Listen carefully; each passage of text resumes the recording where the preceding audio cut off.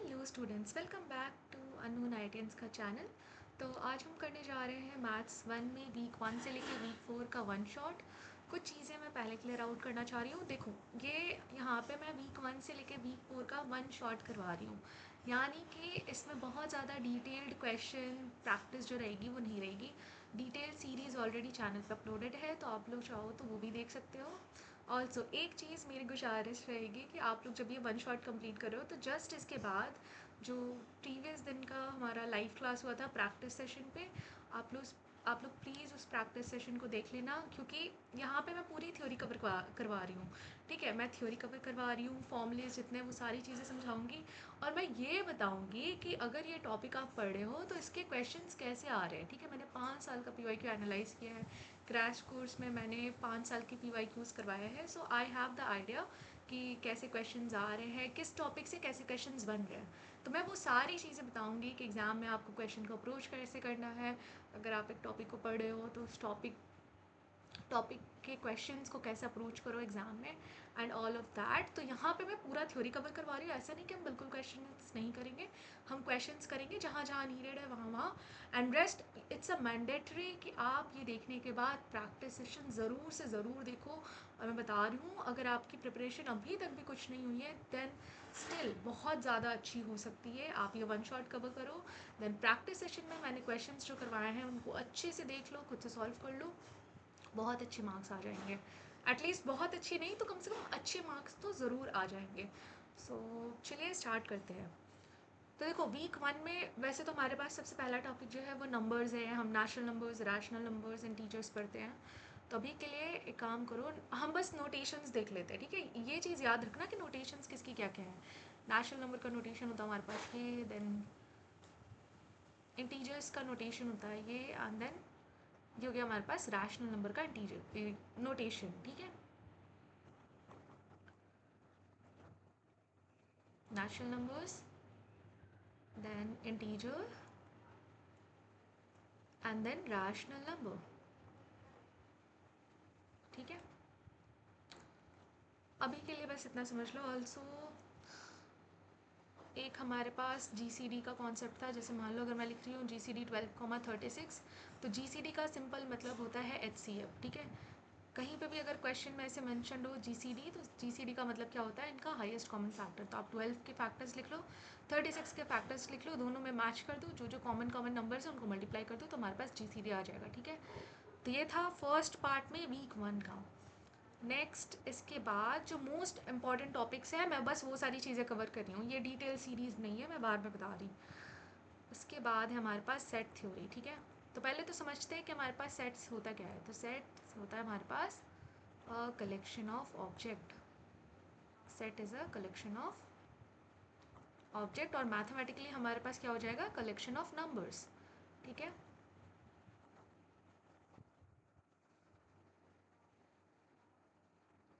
अब देखो, सेट जो होते हैं हमारे पास फाइनाइट होते हैं, इनफाइनाइट होते हैं। फाइनाइट सेट्स क्या क्या हो जाते हैं, जो काउंटेबल हो गए हैं। ठीक है, जैसे मान लो कि मैं ये यहाँ पे एक ए सेट डिनोट कर रही हूँ। ऑल्सो सेट, अगर हम कभी भी किसी लिस्ट को सेट में डिनोट करते हैं तो उनको कर्ली ब्रेसेस के अंदर हम एलिमेंट्स को लिखते हैं। जैसे ये हो गया, ये मेरा ए सेट है, कर्ली ब्रेसेस के अंदर आया, दैट मीन्स कि ये मेरा क्या है, सेट ए है, और उसके अंदर कितने एलिमेंट्स हैं, 3 एलिमेंट्स हैं। 3 elements are there in the set. ठीक है, and then we have infinite set, मतलब जिसके अंदर इनफाइनाइट एलिमेंट्स है। जैसे मान लो अगर मैं नेचुरल नंबर का सेट ले रही हूँ, इंटीजर्स का सेट ले रही हूँ, रैशनल नंबर्स का सेट ले रही हूँ, तो ये तो इनफाइनाइट एलिमेंट्स होते हैं ना। नेचुरल नंबर्स इनफाइनाइट है दुनिया में, इंटीजर्स इनफाइनाइट है, तो ये सारे मेरे क्या हो जाएंगे, इनफाइनाइट सेट। या फिर इवन नंबर्स का सेट, ऑड नंबर का सेट, प्राइम नंबर का सेट। ठीक है, अच्छा नेक्स्ट है जो सेट में हमारे पास टॉपिक है वो है cardinality.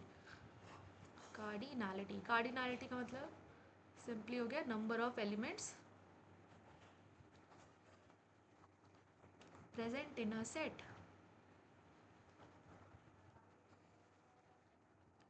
Present in a set. ठीक है, नाउ नेक्स्ट वी हैव कि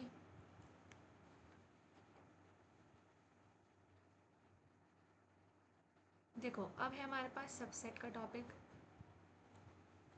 देखो नाम से ही समझ में आ रहा है, सब सेट, यानी कि हमारे पास एक सेट होता है, उसको हम ब्रेक डाउन करके पार्ट्स में लिख कर रहे हैं, तो वो हमारे पास हो गया सब सेट। ठीक है, तो सपोज अगर मेरे पास एक सेट है x इक्वल्स टू 4, 16, 32, 64। ठीक है, ये मेरा सेट x है, और मैं कह रही हूँ एक मेरा और सेट है y, जिसमें मेरे पास एलिमेंट्स है 64, 16, 32, 4।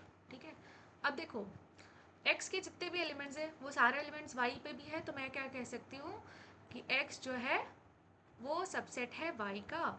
ठीक है, तो ये क्या हो गया, x is a subset of y, ये सबसेट का सिंबल हो गया, x is a subset of y, subset of y। Okay, and proper subset हमारे पास हो जाता है कि सपोज a है हमारे पास 2, 3, 4 एंड b है हमारे पास 1, 2, 3, 4, 5। ठीक है, अब देखो ए के जो एलिमेंट्स है वो बी के एलिमेंट्स के अंदर भी है, बट बी के पास एक्स्ट्रा एलिमेंट्स भी है ना। बी के पास 5 एलिमेंट्स हैं, और ए के जो तीनों एलिमेंट्स हैं वो तीनों के तीनों बी में भी है। तो ये जो हो जाएगा मेरे पास, ए जो है वो बी का प्रॉपर सबसेट है।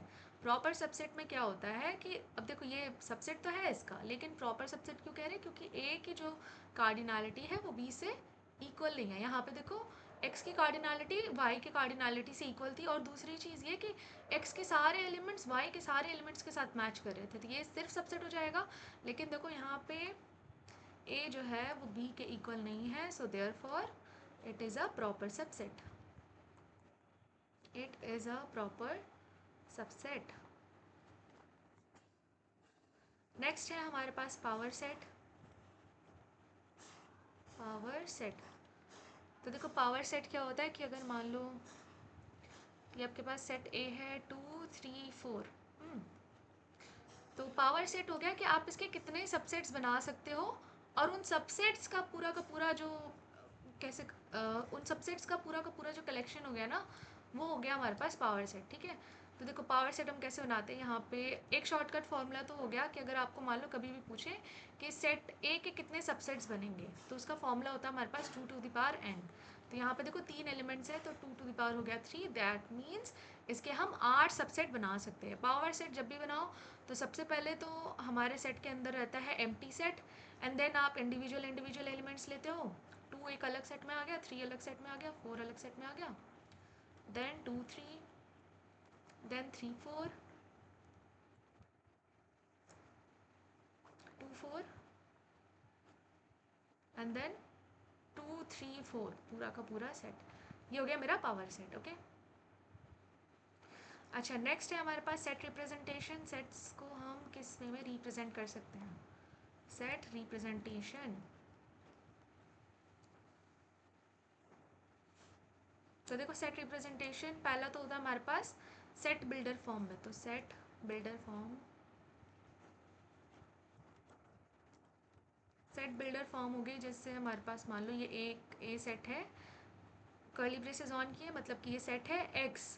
अब ये जो दो डॉट्स है इसका मतलब हो गया x such that x belongs to, ये बिलोंग्स टू का सिंबल हो गया n, n मीन्स यहाँ पे natural number, comma x is less than equal to 5। ठीक है, अब देखो इसका मतलब क्या हो गया कि आपको ना ये कंडीशन में दे दी गई होती है। जैसे यहाँ पे देखो ये सिंपल सेट है 2, 3, 4, हमने एलिमेंट्स के साथ लिख दिया, लेकिन कभी कभी आपको ऐसे सिंपली नहीं दिया रहेगा, आपको कंडीशन दे दी होगी, और कंडीशन से आपको समझना पड़ेगा कि उस सेट में कितने सारे एलिमेंट्स हैं और क्या क्या एलिमेंट्स एग्जिस्ट करते हैं। तो देखो यहाँ पे क्या क्या एलिमेंट्स आएंगे मेरे पास। मैं क्या कह रही हूँ कि मेरे पास ए जो है वो एक्स का सेट है, सच दैट कि एक्स जो है वो नेचुरल नंबर को बिलोंग करता है, और हमें पता है नेचुरल नंबर कहाँ से स्टार्ट होते हैं, हमारे पास 1 से स्टार्ट होते हैं। एक्सप्लिसिटली अगर यहाँ पे n के नीचे 0 नहीं बनाया है तो हम 0 नहीं लिखने वाले हैं। ठीक है, या फिर चलो 0 से ही लिख लेते हैं, यहाँ पे मैं बना देती हूँ n0 and x belongs to x is less than equal to 5। तो हमारे पास यहाँ पे एलिमेंट्स क्या आ जाएंगे, 0 से लेके 5 तक के सारे एलिमेंट्स। ठीक है, अच्छा यहाँ पे अगर स्ट्रिक्टली लेस देन 5 होता तो हम सिर्फ 4 तक नंबर लिख रहे होते। ठीक है, तो ये हो गया हमारा set builder form. Roster form जो होती है, रोस्टर फॉर्म यही हो गई, ये जो हमने अलग से लिख रखी है ना, यही हमारी रोस्टर फॉर्म हो गई, और इस कंडीशंस को जो डिबग कर रहे हैं ये हमारा सेट बिल्डर फॉर्म हो गया। अभी देखो, अभी ये इतना तक जो मैंने पढ़ाया है ना, ये set representation, power set, subset, वैसे इस पे स्पेसिफाइड कोई क्वेश्चन नहीं आता है, ठीक है। ये मिक्स होके आते हैं कि आपको कार्डिनैलिटी पूछ रहा है, आपको सेट ऑपरेशन का क्वेश्चन दे देगा कि, या रिलेशन का क्वेश्चन दे देगा, उसमें आपको एक सेट दे दिया इस फॉर्म में, तो आपको पता होना चाहिए कि ये सेट बिल्डर फॉर्म में है, तो हम सेट बिल्डर फॉर्म से नॉर्मल रोस्टर फॉर्म में कैसे हम सेट को लाते हैं, ठीक है। या फिर अगर हमारे पास कंडीशंस दी हुई है तो हम कैसे सेट बनाते हैं, उसमें क्या क्या नंबर्स आएंगे, कितने एलिमेंट्स आएंगे, वो सारी चीज़ें। तो इस पर कोई डायरेक्ट क्वेश्चन नहीं है, कोई भी ऐसा डायरेक्ट क्वेश्चन नहीं है कि हाँ कार्डिनैलिटी पूछ रहा है, सबसे पूछ रहा है। मतलब ये एक मार्क्स वाला मान लो, समझ लो कि अगर मल्टीपल सेलेक्ट क्वेश्चन है तो 1 मार्क्स का कॉन्ट्रीब्यूशन जितना इसका काम है। अब जो हम लोग पढ़ेंगे वो है सेट ऑपरेशंस, ठीक है। जैसे नंबर्स में हम लोग पढ़ते हैं ना एडिशन, सब्ट्रैक्शन, तो वैसे ही सेट के अपने अपने, इसके अपने अरिथमेटिक ऑपरेशंस है। पहला है हमारे पास यूनियन, ठीक है। तो देखो यूनियन क्या होता है, यूनियन हो गया हमारे पास सेट ए है, सेट बी है, तो ये सेट ए और सेट बी, इनका वेन डायग्राम दिखा रही हूँ मैं, तो इसका वेन डायग्राम क्या हो जाएगा कि ए और बी सारे के सारे एलिमेंट्स, जितने एलिमेंट्स होंगे वो सारे के सारे ऐड अप हो जाएंगे। लेकिन यूनियन में एक चीज़ ध्यान रखना कि ऐसे देख लो कि अगर मेरे पास सेट ए में 1 2 3 है, ठीक है, और सेट बी में 3 4 5 है, और मैं अगर ए यूनियन बी कर रही हूँ, तो मेरे सारे एलिमेंट्स ऐड हो जाते हैं लेकिन रिपीट नहीं होता है कोई एलिमेंट। तो ये 1 2 आ गया, 3 आ गया, और ये 3 वापस से बी का रिपीट नहीं होगा, उसके बाद वाले एलिमेंट्स आ जाएंगे 4 5। तो ये हो गया मेरे पास ए यूनियन बी। सेकंड है हमारे पास इंटरसेक्शन।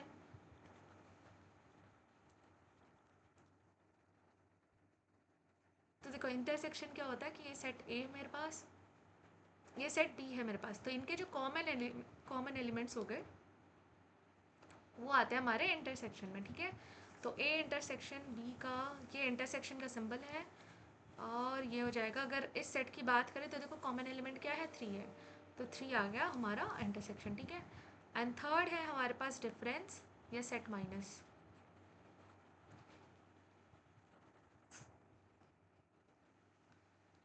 ठीक है, अब देखो या तो आप ए माइनस बी लिख सकते हो, या फिर आप ए सेट माइनस बी लिख सकते हो, ये दोनों का मीनिंग एक ही है। अभी ए माइनस बी लेके ही चलते हैं।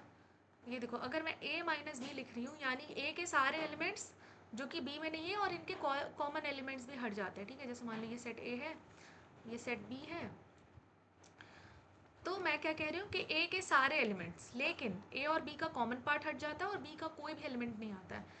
सो दैट मीन्स ये इतना पोर्शन जो है ये हमारा आ जाएगा ए माइनस बी में। तो अगर यहाँ पे देखें तो देखो ये हमारे पास सेट ए है, ये सेट बी है, इनका कॉमन एलिमेंट क्या है, 3, तो 3 नहीं आएगा, और बी में देखो 4 5 है, तो ये 4 5 नहीं आएगा, तो हमारे पास क्या बचा रहा, 1 2, ये हो गया हमारे पास ए माइनस बी, ठीक है। अच्छा बी माइनस ए जो है इसका ऑपोजिट है, अब आप इसका ऑपोजिट देख लो क्या होगा, 3 4 5, लेकिन 3 जो है रिपीट हो रहा है, सो देयरफॉर बी माइनस ए में आ जाएगा सिंपली 4 5, ओके। तो ये 3 मेन ऑपरेशंस हैं सेट ऑपरेशंस जो इंपॉर्टेंट है। वैसे तो इसके अलावा और भी काफ़ी सारी चीज़ें हैं, लेकिन अभी एग्ज़ाम के पर्सपेक्टिव में वो बहुत ज़्यादा इंपॉर्टेंट नहीं है, तो अभी के लिए इतना भी काफ़ी ज़्यादा है, ठीक है। अच्छा अगर मान लो कॉम्प्लीमेंट पूछ रहे हैं कभी, कॉम्प्लीमेंट, ये भी देख लो कॉम्प्लीमेंट ऑफ अ सेट, तो जैसे मान लो कि मैं ना एक यूनिवर्सल सेट दे रही हूँ, ठीक है, यूनिवर्सल सेट, ये जैसे मान लो ये मैंने बना दी एक बॉक्स, और इसके अंदर मेरा सेट ए एग्जिस्ट कर रहा है, और यूनिवर्सल सेट में मेरे पास 3 4 5, और ये ए सेट में है मेरे पास 1 2, ठीक है। तो अगर मैं कह रही हूँ ए का कॉम्प्लीमेंट, तो ए का कॉम्प्लीमेंट में क्या हो जाएगा, ए के जितने भी एलिमेंट्स हैं वो हट जाएंगे, और यूनिवर्सल सेट में जो बचा हुआ है वो मेरे पास आ जाएगा, तो ये हो जाएगा 3 4 5। लेकिन अगर मैं सिर्फ ए का लिख रही होती तो मेरे पास ए क्या होता, 1 2, लेकिन ए कॉम्प्लीमेंट मतलब कि जो यूनिवर्स में है और ए में नहीं होना चाहिए वो सारे आ जाएंगे मेरे कॉम्प्लीमेंट पर, ठीक है। तो बस इतने ऑपरेशंस जो है फ़िलहाल अभी इम्पॉर्टेंट है फ्रॉम एग्ज़ाम पर्सपेक्टिव, इससे ज़्यादा भी करने की ज़रूरत नहीं है। नेक्स्ट है हमारे पास रिलेशंस।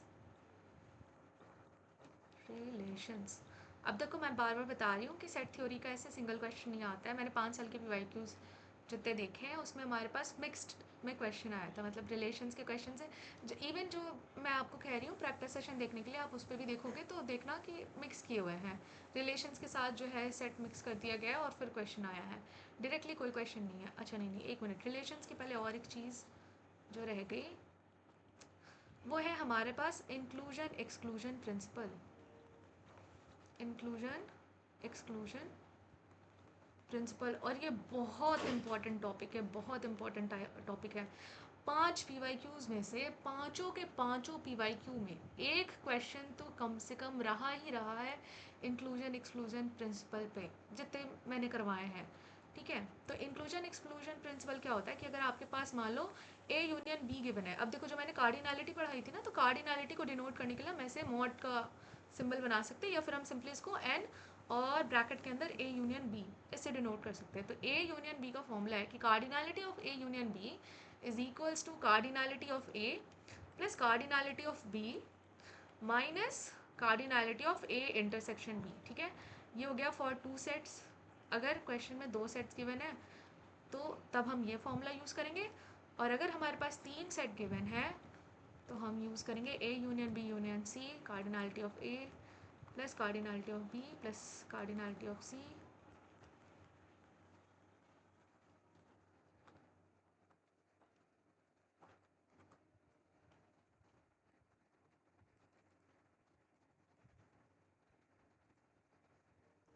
ठीक है, ये आ जाएगा हमारे पास फॉर्मूला। तो इस पे जो है आप क्वेश्चन कर सकते हो। इंक्लूजन एक्सक्लूजन प्रिंसिपल मैंने बहुत अच्छे से समझाया है प्रैक्टिस सेशन में। 4 केस पॉसिबिलिटीज़ पे क्वेश्चन आते हैं इस पर, और चारों की चारों केस पॉसिबिलिटीज़ मैंने उसमें करवाई है। तो वो वीडियो बिल्कुल अच्छे से और याद से देख लेना, ताकि ये वाला जो पूरा टॉपिक है इस पर जो मैंने क्वेश्चन करवाया है वो पूरा का पूरा कवर हो जाए। ठीक है, तो ये हमारा सेट थ्योरी का बहुत इंपॉर्टेंट टॉपिक है, इस पर तो बिल्कुल क्वेश्चन करके ही जाना।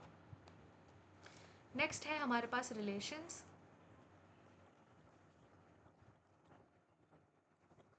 तो देखो, रिलेशंस क्या होता है। रिलेशन ऐसे समझो कि हम बता रहे हैं कि 2 सेट है, तो ए और बी जो है वो कैसे रिलेटेड है आपस में। तो ये कैसे रिलेटेड है वो हमें बताता है रिलेशन। ठीक है, हम अलग अलग रिलेशन जो है अपनी मर्जी से डिफाइन करते हैं। सेट ए है, सेट बी है, और उसके अंदर मैंने अलग अलग पेयर्स लिखी और मैं कह रही हूँ ये मेरा R1 है, ये मेरा R2 है, मतलब अलग अलग रिलेशन जो है मैं डिफाइन कर रही हूँ।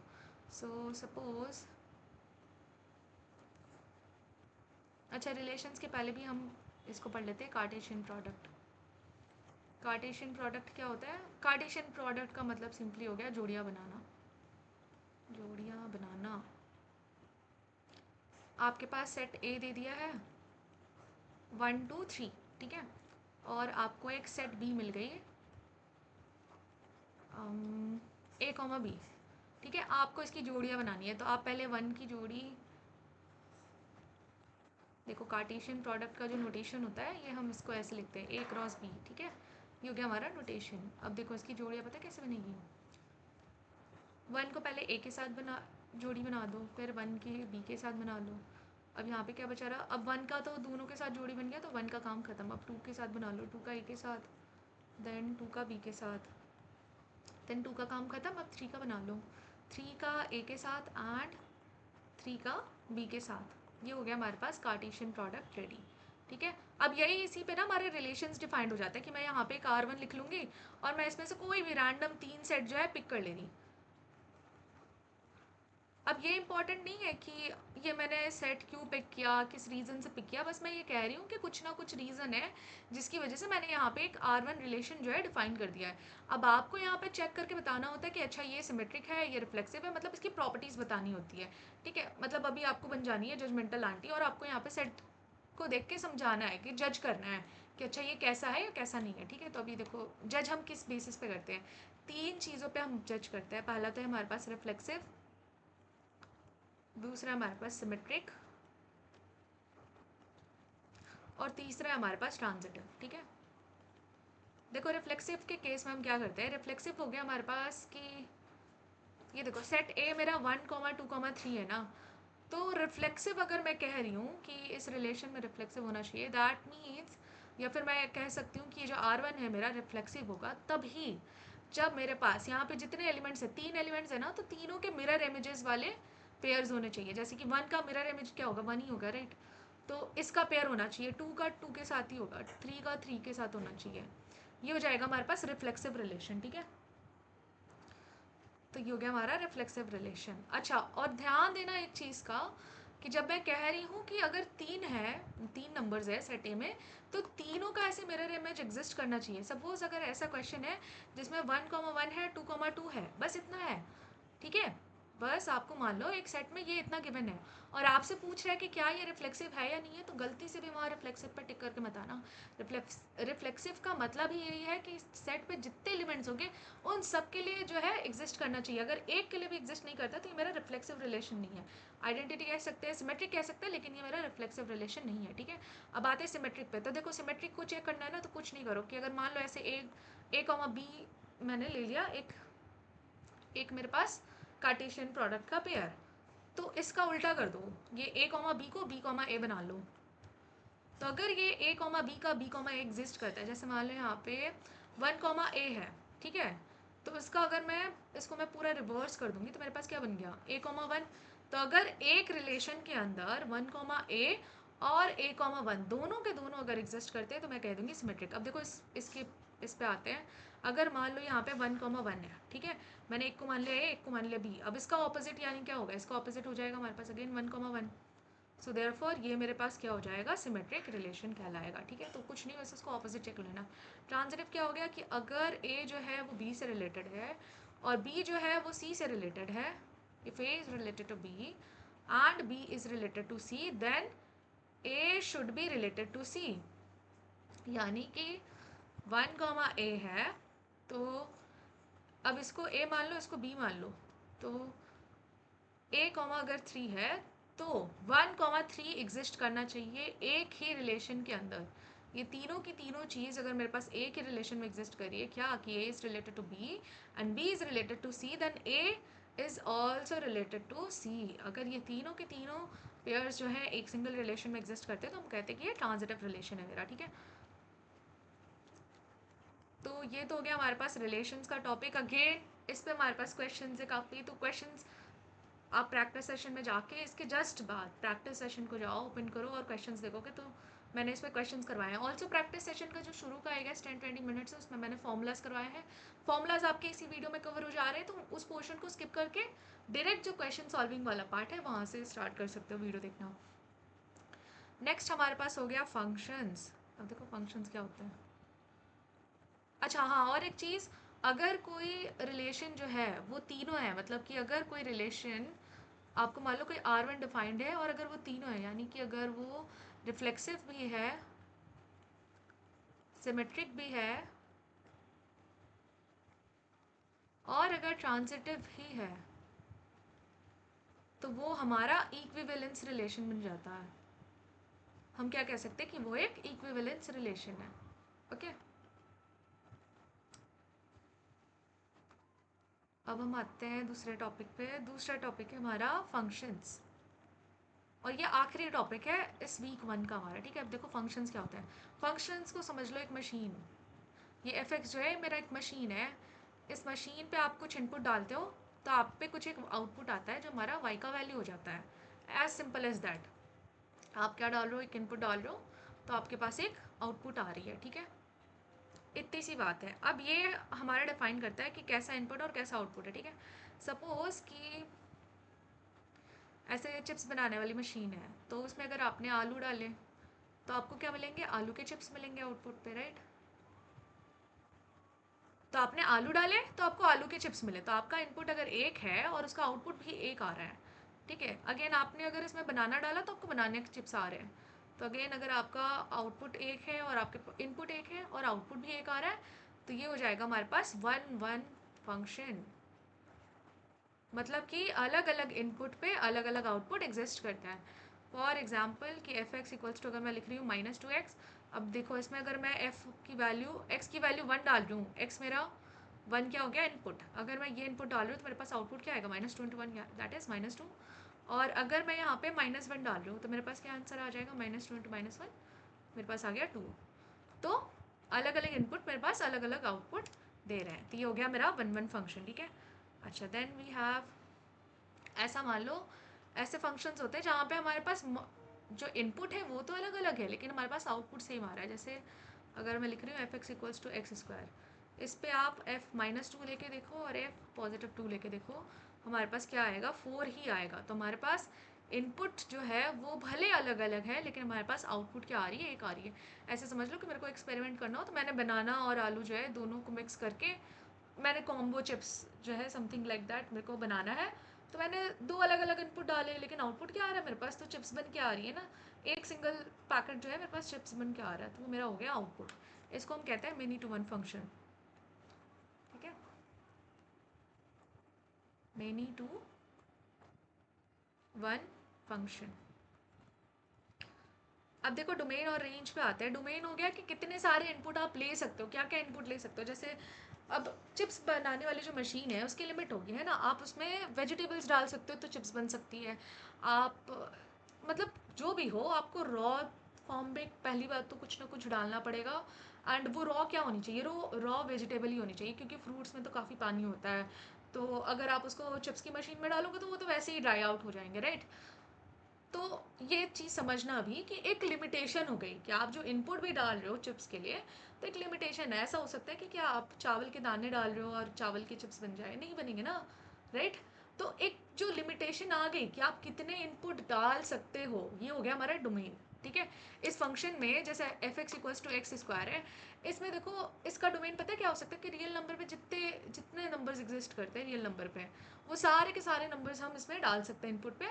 तो कुछ ना कुछ मेरा आउटपुट जो है वो एग्जिस्ट करेगा। तो इसका डोमेन क्या हो जाएगा, मेरा R2 हो जाएगा सिंपली, या फिर डोमेन R2 भी नहीं, मेरा डोमेन हो जाएगा यहाँ पे R।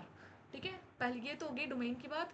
अब देखो रेंज की बात करते हैं। तो रेंज हमारा क्या होता है कि जो आप इनपुट पे जो हमारी लिमिटेशन आ रही है, तो आउटपुट भी तो लिमिटेड ही है। ऐसा नहीं कि आउटपुट जो है वो आप इनपुट कुछ भी डाल दो और आउटपुट जो है वो कुछ ना कुछ आ ही जाएगा। आउटपुट की भी एक लिमिटेशन होती है। जैसे यहाँ पे देखो f x equals to x square में आप नेगेटिव नंबर डाल रहे हो फिर भी पॉजिटिव आ रहा है आउटपुट, और पॉजिटिव नंबर डाल रहे हो फिर भी पॉजिटिव ही आउटपुट आ रहा है।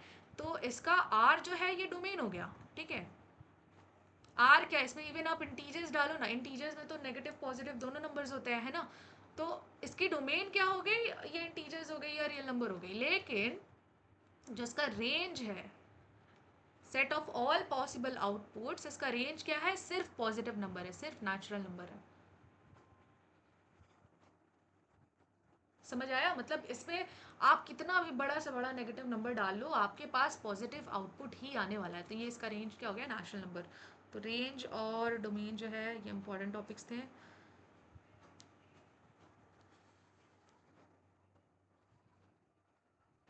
हाँ, ये चीज़, ये जो वन वन फंक्शन है इसका दूसरा नाम इंजेक्टिव है। इंजेक्टिव। जो मेनी टू वन फंक्शंस हैं इनका नाम सर्जेक्टिव है। और अगर कोई चीज़ दोनों है, इंजेक्टिव भी है सर्जेक्टिव भी है, तो हम उनको कहते हैं बाइजेक्टिव। उनको क्या कहते हैं हम, बाइजेक्टिव।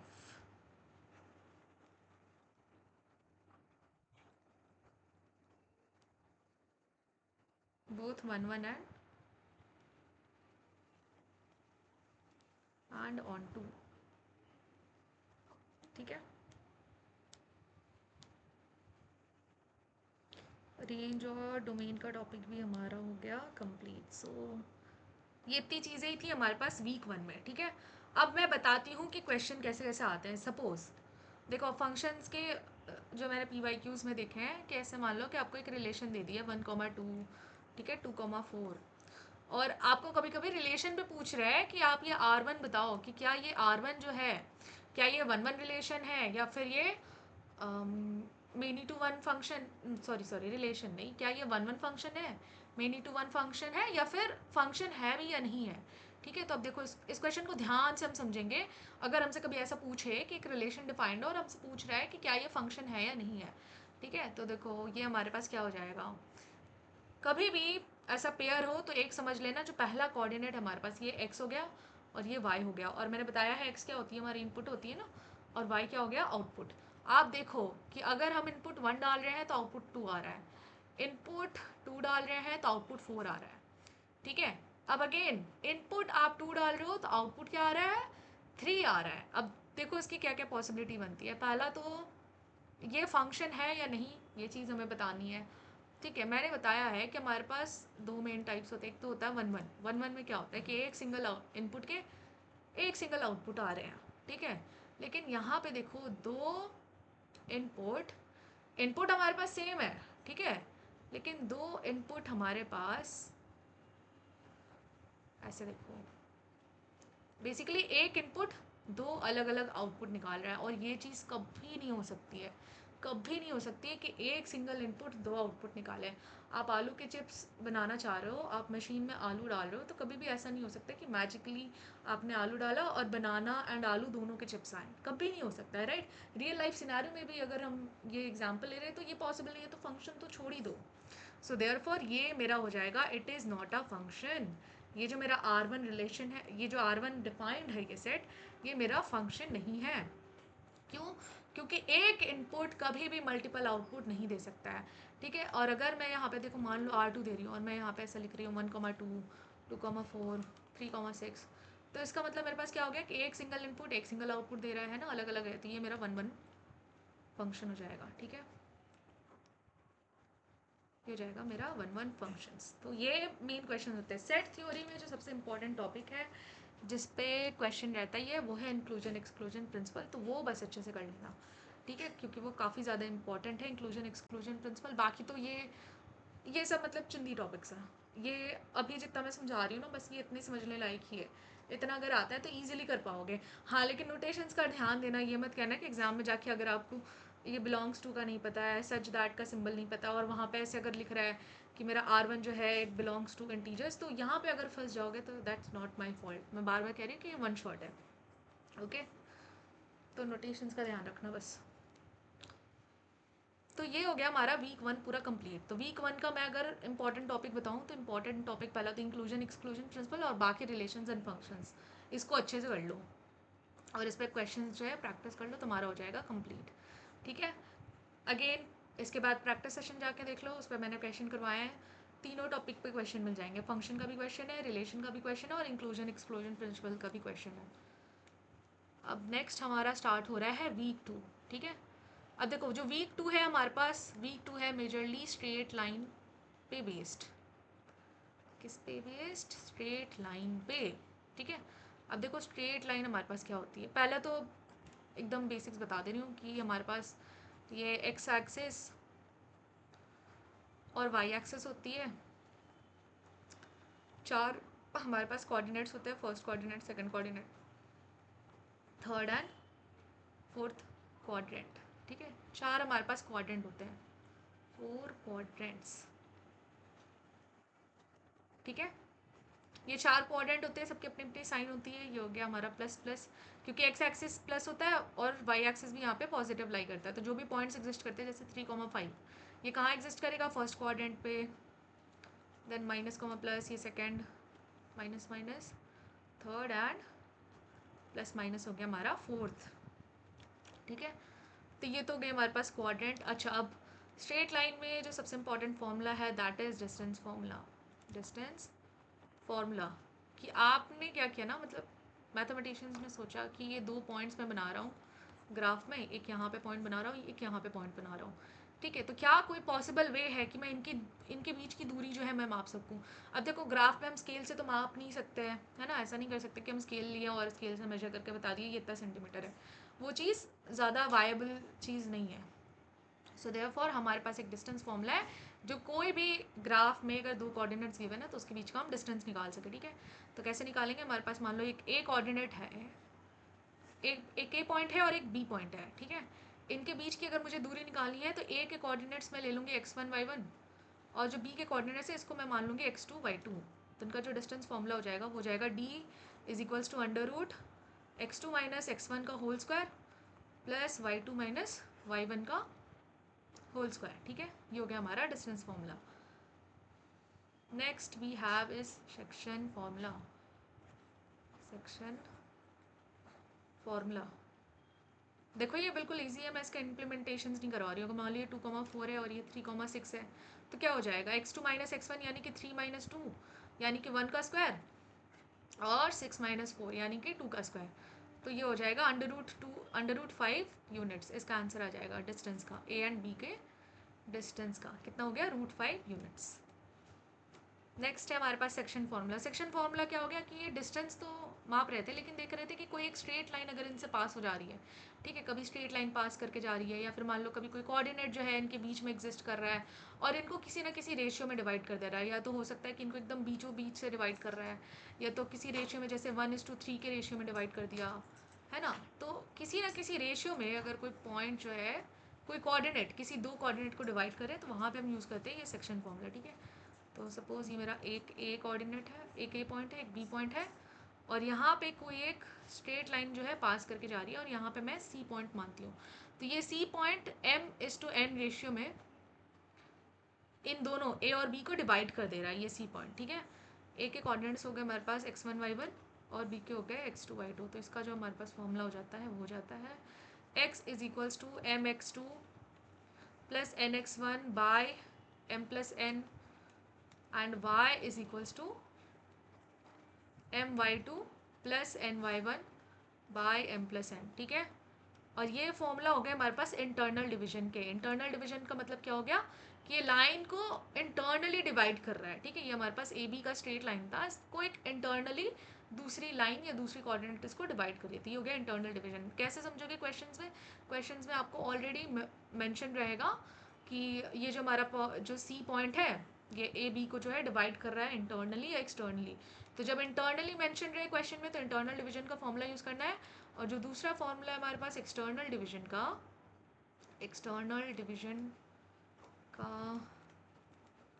जो दूसरा फॉर्मूला है वो है हमारे पास सेम चीज़, बस हमारे पास साइन जो है वो चेंज हो जाती है, नेगेटिव हो जाती है, फॉर्मूला सेम ही है। mx2 - nx1 by m - n and y = my2 - ny1 by m - n, ठीक है। अब देखो इस पे क्वेश्चंस कैसे सॉल्व करोगे।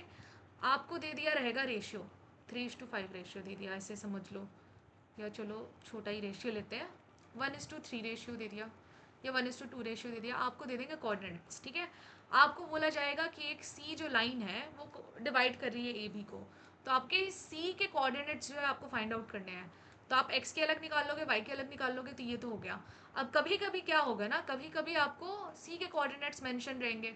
मान लो ये 1,2 मेंशन है, आपको ए बी के भी कोऑर्डिनेट्स मेंशन है और आपको रेशियो निकालना है। तो रेशियो निकाल लोगे, मतलब ये एक ही चीज़ हो गई कि आपको ये एक्स की वैल्यू गिवन है और यहाँ पे एम एन गिवन नहीं है, बाकी सारी चीज़ें गिवन है। तो हम एक्स मतलब ये एम और एन की वैल्यू निकाल सकते हैं ना। ये दो अलग अलग इक्वेशन बन जाएगी, आप फिर अलग अलग दोनों को सॉल्व कर लोगे किसी भी मेथड से, एलिमिनेशन या फिर सब्सटीट्यूशन। तो ऐसे ही क्वेश्चन है सेक्शन फॉर्मूला पे कि एक वैल्यू दे दी या फिर ये दूसरी चीज़ नहीं दे दी, ऐसे करके ही जैसे मतलब बचपन में हम करते आए हैं वर्ड प्रॉब्लम्स, वैसे क्वेश्चन ही है कि 5 एप्पल्स की कॉस्ट अगर 20 है तो एक का कितना प्राइस होगा, है ना। तो ऐसे टाइप के क्वेश्चन ही रहते हैं कि अगर मान लो कभी एक्स और वाई की वैल्यू दे दी और आपको रेशियो निकालना है, या फिर ये सारी चीज़ें दे दी और आपको एक्स वाई की वैल्यू निकालनी है, ठीक है। ये हो गया हमारा सेक्शन फॉर्मूला कंप्लीट। और सेक्शन फॉर्मूला में बहुत ज़्यादा टफ क्वेश्चंस नहीं आते हैं, ऐसे ही आते हैं। अगर सेक्शन फॉर्मूला का क्वेश्चन आएगा तो बिल्कुल simple and to the point question ही आएगा। तो ये हो गया हमारा सेक्शन फॉर्मूला कंप्लीट। नेक्स्ट है हमारे पास एरिया ऑफ ट्राइंगल, ठीक है। अब देखो एरिया ऑफ ट्राइंगल का कैसे आ गया यहाँ पे कि अभी तक जब 3 पॉइंट्स थे तो हम सेक्शन फॉर्मूला का यूज़ कर रहे थे, ठीक है। सेक्शन फॉर्मूला हम तब यूज़ करते हैं जब हमारे पास लाइन जो है कोलीनियर होती है। कोलीनियर यानी कि एक ही स्ट्रेट लाइन के अंदर 3 पॉइंट्स एग्जिस्ट करते हैं, तो हो गया कोलीनियर। लेकिन अगर मान लो कि 2 पॉइंट्स मेरे एक लाइन पे एग्जिस्ट करते हैं, लेकिन जो तीसरा पॉइंट है वो इनसे थोड़ा सा ऊपर एग्जिस्ट करता है, तो मैं इमेजिनरी लाइंस ड्रॉ करके इसको ट्राइंगल बना सकती हूँ। और अगर ये मेरा ट्राइंगल बन रहा है तो मैं इनका एरिया निकाल सकती हूँ।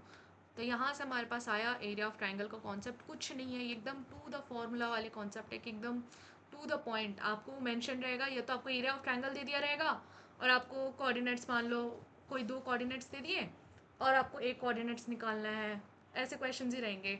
तो बस अच्छे से सॉल्व करना। मैं लास्ट में आपको कुछ टिप्स एंड ट्रिक्स भी बताऊंगी जिससे आप क्वेश्चन को अप्रोच कर पाओ, ठीक है। तो मान लो यहाँ पे एरिया ऑफ ट्राइंगल का फॉर्मूला हो जाएगा हमारे पास हाफ। अब ये मॉड यूज़ कर रही हूँ मैं यहाँ पे, इसको एग्जाम में गलती मत करना कि स्क्वायर ब्रैकेट लिख के आ जाओ, ठीक है, ये हो जाएगा हमारे पास, एक मिनट,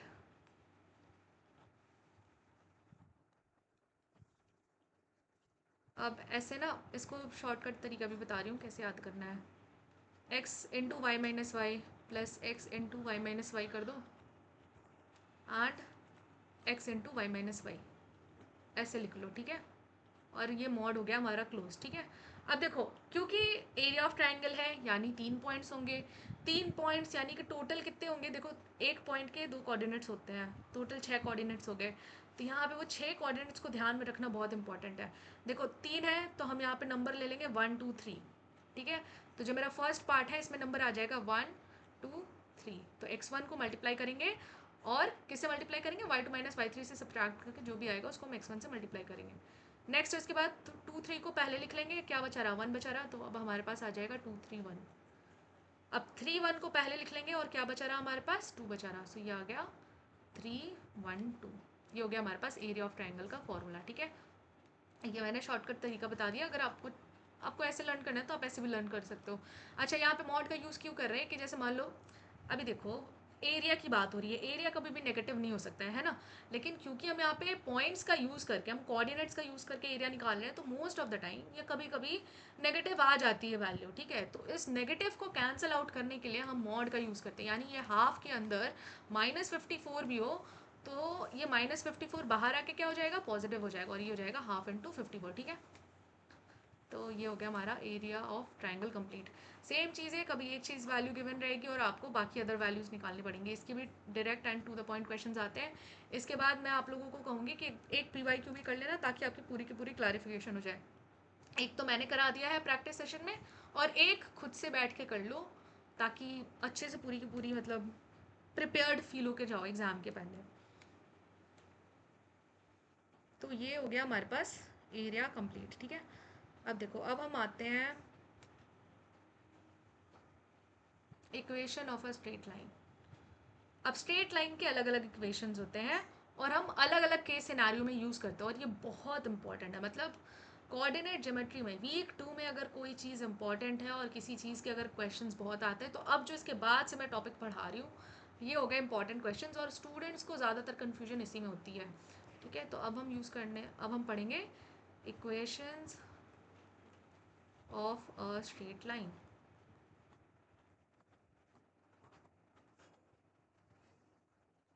देखो इक्वेशंस कैसे समझते हैं, सबसे पहला जो फॉर्मूला है हमारे पास वो है y equals to, just give me a second,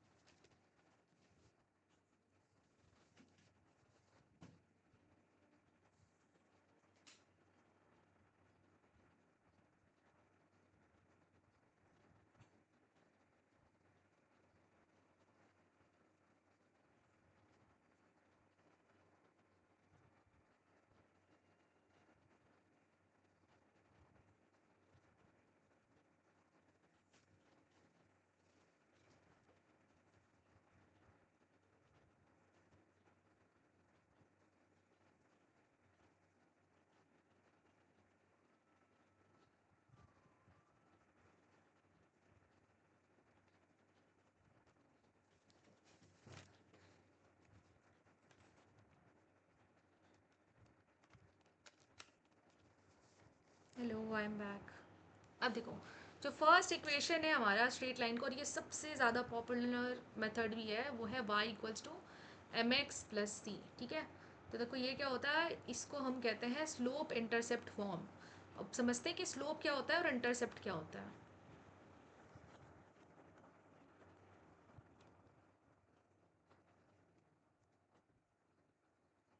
देखो ये जो मेरा स्ट्रेट लाइन का डायग्राम होता है, ये कैसे बनता है, ऐसे बनता है, राइट। अब देखो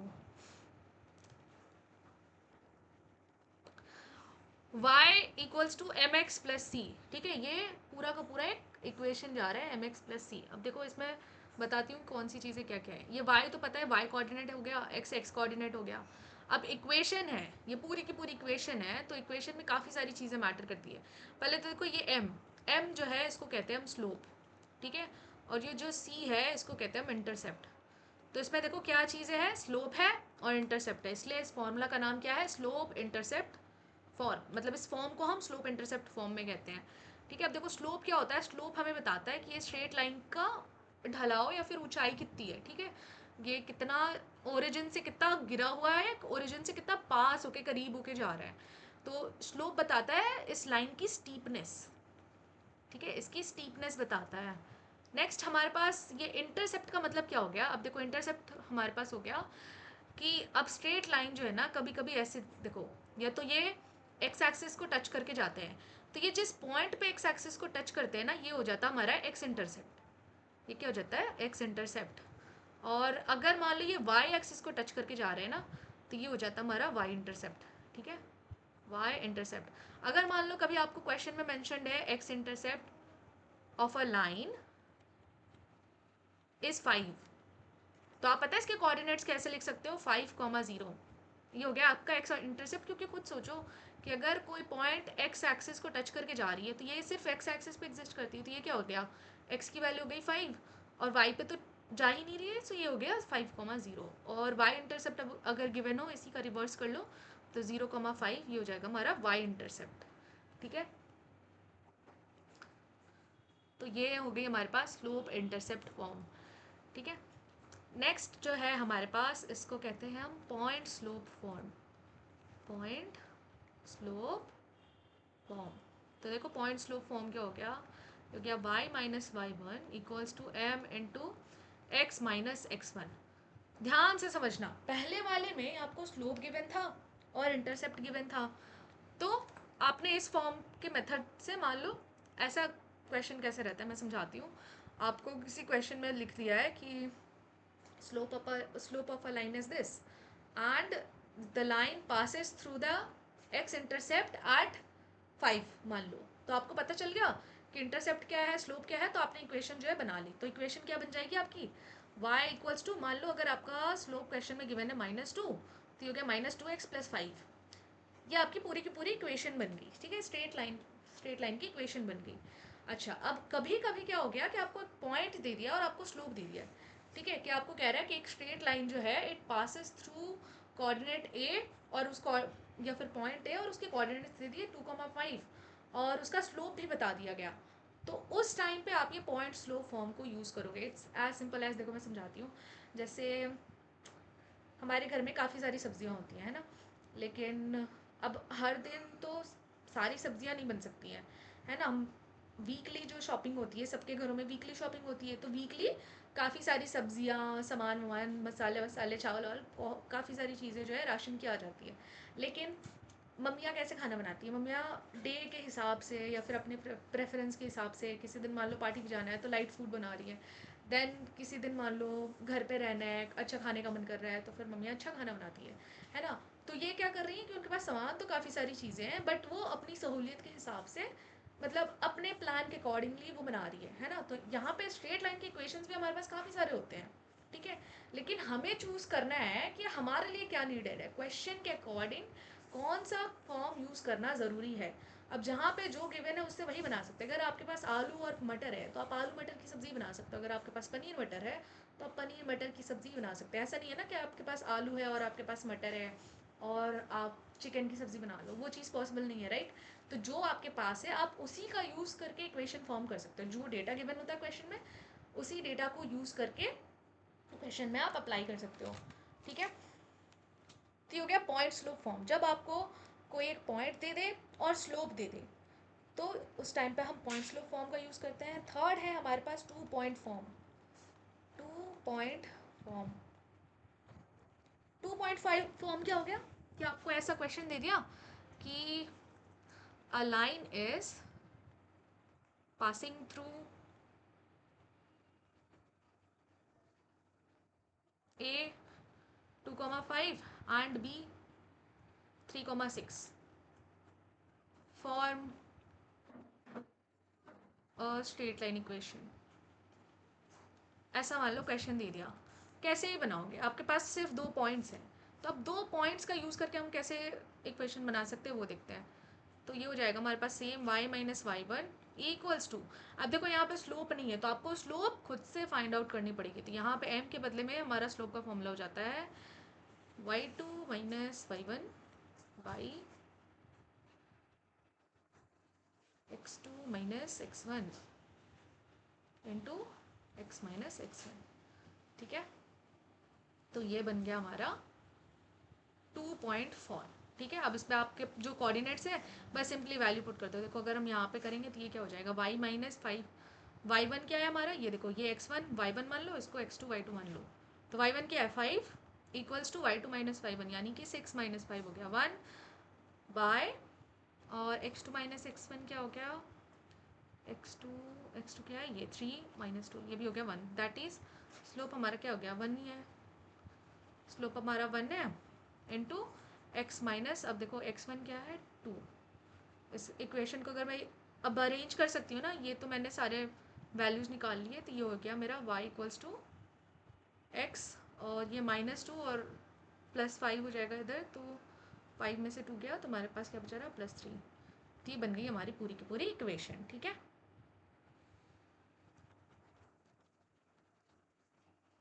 नेक्स्ट है हमारे पास इंटरसेप्ट फॉर्म, यानी कि जब आपको क्वेश्चन के दो इंटरसेप्ट दे दिए गए हैं, मतलब क्वेश्चन में आपको कह दिया गया कि एक पॉइंट ए है and it passes through x intercept at some point, and एक दूसरा पॉइंट बी है जो कि उसका वाई इंटरसेप्ट किसी चीज़ पे एग्जिस्ट करता है, किसी नंबर पे एग्जिस्ट कर रहा है। तो आपके पास दो इंटरसेप्ट दे दिए, तो उसमें आप कैसे बनाओगे इक्वेशन, ये हो जाएगी x by a plus y by b. अब ये ए बी जो क्वेश्चन में वैल्यू गिवन होगी, 2 गिवन हो 3 गिवन हो जो भी नंबर गिवन हो, ये यहाँ पे ए की वैल्यू आ जाएगी एक्स इंटरसेप्ट और बी होगी वाई की इंटरसेप्ट इक्वल्स टू 1। ये हो गया हमारा इंटरसेप्ट फॉर्म। तो ये हो गया ए हो गई हमारी एक्स इंटरसेप्ट और बी हो गई हमारी वाई इंटरसेप्ट। ठीक है, अब लास्ट है हमारे पास जनरल फॉर्म। जनरल फॉर्म ये एकदम लीनियर इक्वेशन जैसे लगता है, जैसे अभी तक हमने जो हम बचपन में क्लास 10th में पढ़ते नहीं थे सब्सटीट्यूशन और एलिमिनेशन, तो कैसे हमारे पास एक्स वाई वेरिएबल होता था और एक इक्वेशन होती थी, एकदम ये वैसा ही एकदम एल्जेब्रा के जैसे इक्वेशंस होते हैं ना, एकदम वैसे ही फॉर्म में रहता है।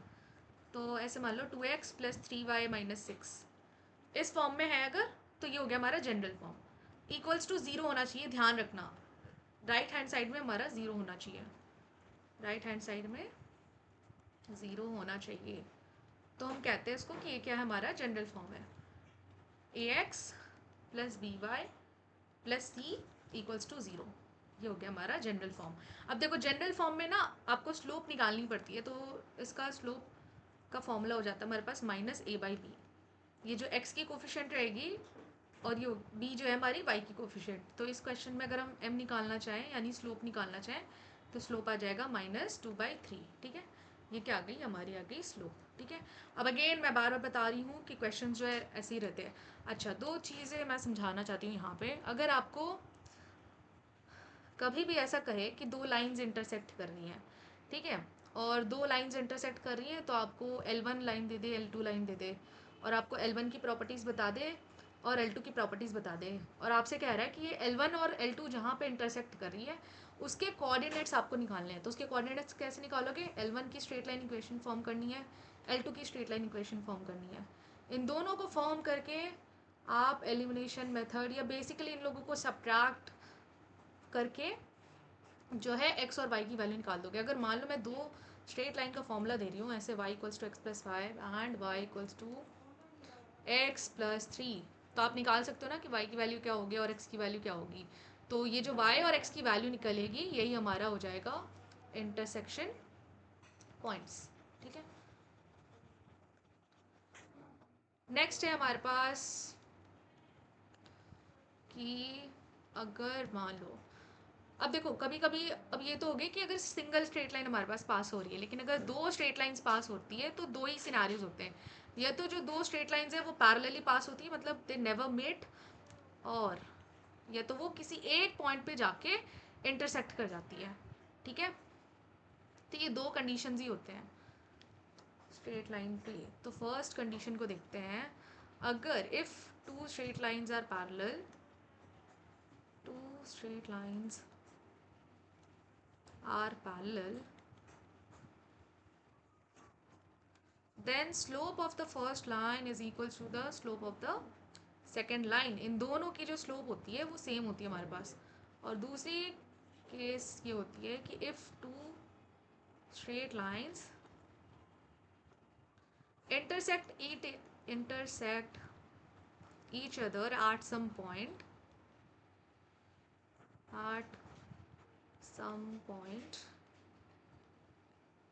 then m1 into m2 is equals to हो जाता है हमारे पास -1, ठीक है।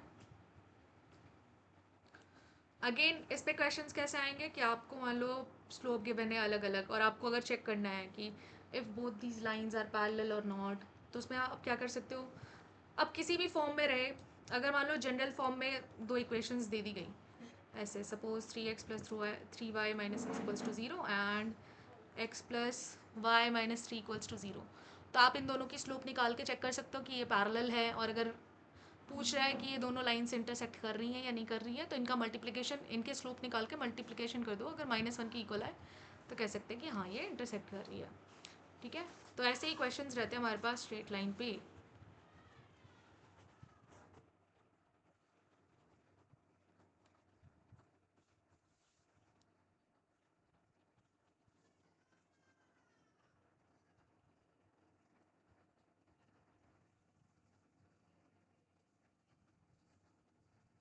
चलो एक एग्जांपल से समझाती हूँ कि हम इक्वेशन फॉर्म कैसे करते हैं। किसी भी लाइन की इक्वेशन को फॉर्म करने के लिए दो चीज़ चाहिए होती है, how to form equation of a line, equation of a line. दो चीज़ें हमारे पास ज़रूरी होती है, पहला तो एक हो गया पासिंग पॉइंट, और दूसरा हो गया हमारे पास स्लोप, ठीक है। अब ये दो चीज़ें ऑलमोस्ट मेंशन ही रहती है, स्लोप आपको उसी केस में मेंशन नहीं रहेगी जैसे जनरल फॉर्म हो गया, तो उसमें स्लोप मेंशन ना भी हो तो आप खुद से निकाल सकते हो, है ना। तो ये हो गई हमारे पास कंडीशंस। जैसे अगर मैं कह रही हूँ कि एक line passes through 2, 3 and have slope 3, तो find equation of line. Equation of line देखो इसकी इक्वेशन कैसे बना सकते हैं हम। पहले तो क्या है, ये पॉइंट गिवन है और ये स्लोप गिवन है, तो बस पॉइंट स्लोप फॉर्म का यूज़ कर लो। तो पॉइंट स्लोप फॉर्म क्या था हमारे पास, y - y1 equals to m into x - x1।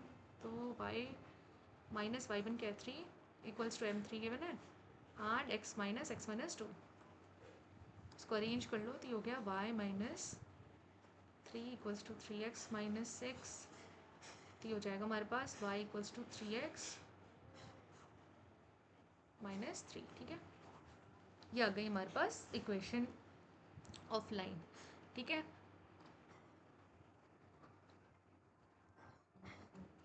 तो यही तो हमारे पास कंडीशंस होती हैं। अच्छा हाँ, और एक चीज़ बता दे रही हूँ, for parallel and perpendicular lines, अब जनरल फॉर्म के केस में मैंने बताया कि जनरल इक्वेशन जो हमारे पास गिवन रहती है उसका स्लोप का फॉर्मूला जैसे अलग होता है, वैसे ही जनरल इक्वेशन में हमारे पास पैरेलल और परपेंडिकुलर लाइंस की जो कंडीशन होती है वो भी हमारे पास अलग होती है। लेकिन 5 ईयर के PYQs मैंने जो एनालाइज किए उसमें मैंने एक भी क्वेश्चन नहीं देखा इसके बेस्ड पे, ठीक है। तो मतलब ये बहुत इंपॉर्टेंट टॉपिक नहीं है कोऑर्डिनेट ज्योमेट्री में, यानी ये हमारा जो स्ट्रेट लाइन हम पढ़े हैं, स्ट्रेट लाइन में सबसे ज़्यादा इंपॉर्टेंट यही है कि आपको समझ होनी चाहिए कि कौन सा इक्वेशन कब हम यूज़ कर रहे हैं। तो और ये समझ कैसे आएगी, जब भी आपके पास मान लो कोऑर्डिनेट ज्योमेट्री का क्वेश्चन आ रहा है, मेरी सजेशन सबसे पहले तो ये है कि अगर आप बहुत ज़्यादा स्ट्रॉन्ग नहीं हो कोऑर्डिनेट ज्योमेट्री में, तो कोऑर्डिनेट ज्योमेट्री के क्वेश्चंस क्विज 1 में सबसे लास्ट में अटैम्प्ट करना, जो भी आपके इजी टॉपिक्स है, जैसे क्वाड्रेटिक बहुत इजी है, पॉलिनोमियल्स के क्वेश्चंस बहुत इजी हैं, ठीक है। इनको सबसे पहले अटैम्प्ट कर लेना, देन उसके बाद जो आपके पास प्रायोरिटी बना सकते हो वो सेट थ्योरी के क्वेश्चंस की प्रायोरिटी बना लो, और लास्ट में जो है वो स्ट्रेट लाइन के क्वेश्चंस सॉल्व कर सकते हो। तो इस ऑर्डर में करोगे तो टाइम जो है, पहली बात तो हमारे पास एक टाइम कॉन्स्टेंट भी रहता है, तो जितने भी इजी क्वेश्चन हैं उन सबको सारे जल्दी जल्दी कर लो, और फिर टफ वाले क्वेश्चंस आप लास्ट में बैठ के आराम से सोच सोच के करो। ठीक है, जब भी मैथ्स में क्वेश्चन सॉल्व करो, जितने भी डेटा पॉइंट्स हैं ना उसको मतलब इंग्लिश में अच्छे से लाइन बाय लाइन चीज़ों को लिख लो। ठीक है, कभी ऐसा हो रहा है कि क्वेश्चन सॉल्व करो एकदम समझ ही नहीं आ रहा है कि कैसे करना है। ठीक है, मतलब बहुत ज़्यादा तरीके वरीके सब लिखा लिए, कुछ नहीं, एकदम फ्रेश पेज से स्टार्ट करो, जो जो डेटा गिवन है वो सारे डेटा लिखो और सोचो 2 मिनट बैठ के कि इसमें क्या यूज़ हो सकता है, इसमें कौन सा फॉर्मूला यूज़ कर सकते हैं, इसके आंसर कैसे निकाल सकते हैं। अगर लॉन्ग टर्म नहीं सोच पा रहे हो तो थोड़ा सा सोचो कि अगर ये चीज़ें गिवन है तो नेक्स्ट स्टेप में क्या कर सकती हूँ। देन उसके नेक्स्ट स्टेप, आप एक स्टेप फर्दर बढ़ोगे तो आपको अल्टीमेटली समझ में आने लगेगा कि हाँ इसके बाद हम क्या कर सकते हैं। तो इसलिए बहुत ज़्यादा इंपॉर्टेंट है कि आप अपना सिलेबस कंप्लीट करके जाओ, कम से कम आपको पता होना चाहिए कि वीक 1 से वीक 4 में क्या पढ़ाया गया है, क्या चीज़ें क्या नहीं है। ठीक है, तो इक्वेशन के क्वेश्चंस, अगर कभी भी इक्वेशन के क्वेश्चंस आ रहे हैं तो ऐसे ही सॉल्व करो, एक एक चीज़ है, जो जो डेटा गिवन रहता है उन डेटा को लिखना है। इवन इक्वेशंस के क्वेश्चंस मैंने प्रैक्टिस सेशन में भी करवाए हैं, तो आप वहाँ से चेक कर सकते हो, मैंने उसमें बहुत अच्छे से समझाया है। और यहाँ पे मैंने बता दिया कि कैसे कब कहाँ क्या चीज़ें यूज़ करनी है। ठीक है, तो देख लो, फॉर जनरल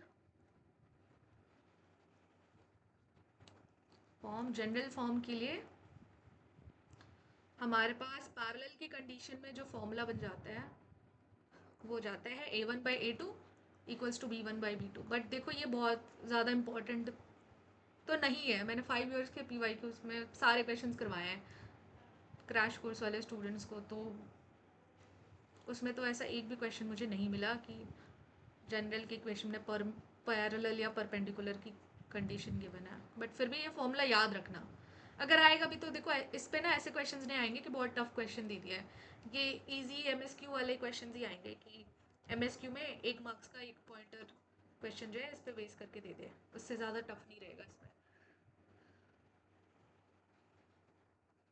जो नेक्स्ट फॉर्मूला है वो है हमारे पास distance between a line and a point. ठीक है, आपको एक लाइन दे दिया जाएगा और आपको एक पॉइंट दे दिया जाएगा, और उसके बीच का अगर डिस्टेंस निकालना है, मेंशन रहेगा अगेन कि आपको जो है एक लाइन गिवन है और एक पॉइंट गिवन है और आपको जो है इनके बीच का डिस्टेंस निकालना है, ये चीज़ तो मतलब क्लियरली मेंशन रहेगी क्वेश्चन में, इस पर बहुत ज़्यादा टफ क्वेश्चन नहीं आएंगे। ठीक है, तो और जो लाइन रहेगी वो किस फॉर्म में होनी चाहिए, वो होनी चाहिए आपकी जनरल फॉर्म पे। ठीक है, ये क्या हो जाएगा, ax + by + c। अच्छा, मान लो कि आपके पास कभी ऐसे फॉर्म पे क्वेश्चन आ जाए, तो क्या आप इसको जनरल फॉर्म में कन्वर्ट नहीं कर सकते हो। ये देखो, ये आपका नॉर्मल स्ट्रेट लाइन का इक्वेशन है, लेकिन हम इसको भी तो जनरल फॉर्म में कन्वर्ट कर सकते हैं ना। कैसे करेंगे कन्वर्ट, देखो हम क्या करेंगे, लेफ्ट साइड पे सारी चीज़ें ले आएंगे, ये हो जाएगा y, और +3x जो है यहाँ पे आके तो -3x बन जाएगा, ये 3, और ये हमारा -3x बन गया है ना, इक्वल्स टू 0। लेकिन इसको अब अरेंज कर लो तो ये हो जाएगा -3x। आप चाहो तो इसको रिमूव भी कर सकते हो, कैसे रिमूव कर सकते हो, बोथ साइड्स मल्टीप्लाई कर दो माइनस से, तो ये हो जाएगा 3x -y -3 इक्वल्स टू 0। बस ये बन गया आपका जनरल लाइन ऑफ इक्वेशन, है ना। अब देखो इसकी डिस्टेंस कैसे निकालते हैं हम, इसका जो डिस्टेंस का फॉर्मूला होता है वो हमारे पास होता है mod a x1 + b y1 + c। ये a और b और c कोफिशिएंट्स हो गए स्ट्रेट लाइन के, और आपको जो पॉइंट गिवन रहेगी, ये पॉइंट के कोऑर्डिनेट्स x1 y1 गिवन रहेंगे, तो यहाँ पे ये a b c तो कोफिशिएंट्स लिख लोगे। ठीक है, ये मान लो ये आपकी स्ट्रेट लाइन की इक्वेशन गिवन है, तो a हो गया 3, b हो गया -1 और c हो गया -3। अब इनको मल्टीप्लाई किससे करोगे, ये x1 और y1 जो कोऑर्डिनेट्स रहेंगे उनसे मल्टीप्लाई करके, यहाँ पे ऊपर में हमारे पास मॉड, अगर नेगेटिव भी आ रहा है तो वो पॉजिटिव बन जाएगा, और √a² + b², यानी ये x और y के कोफिशिएंट्स का स्क्वायर। ओके, अच्छा, ये तो क्या, ये फॉर्मूला। और अगर मान लो नेक्स्ट है हमारे पास डिस्टेंस, ये लास्ट फॉर्मूला है इस स्ट्रेट लाइन टॉपिक का, distance between two parallel lines. अब अगर दो पैरेलल लाइंस हैं तो उनके बीच में हम डिस्टेंस कैसे निकाल सकते हैं, उनके बीच में हम डिस्टेंस निकाल सकते हैं कि ax +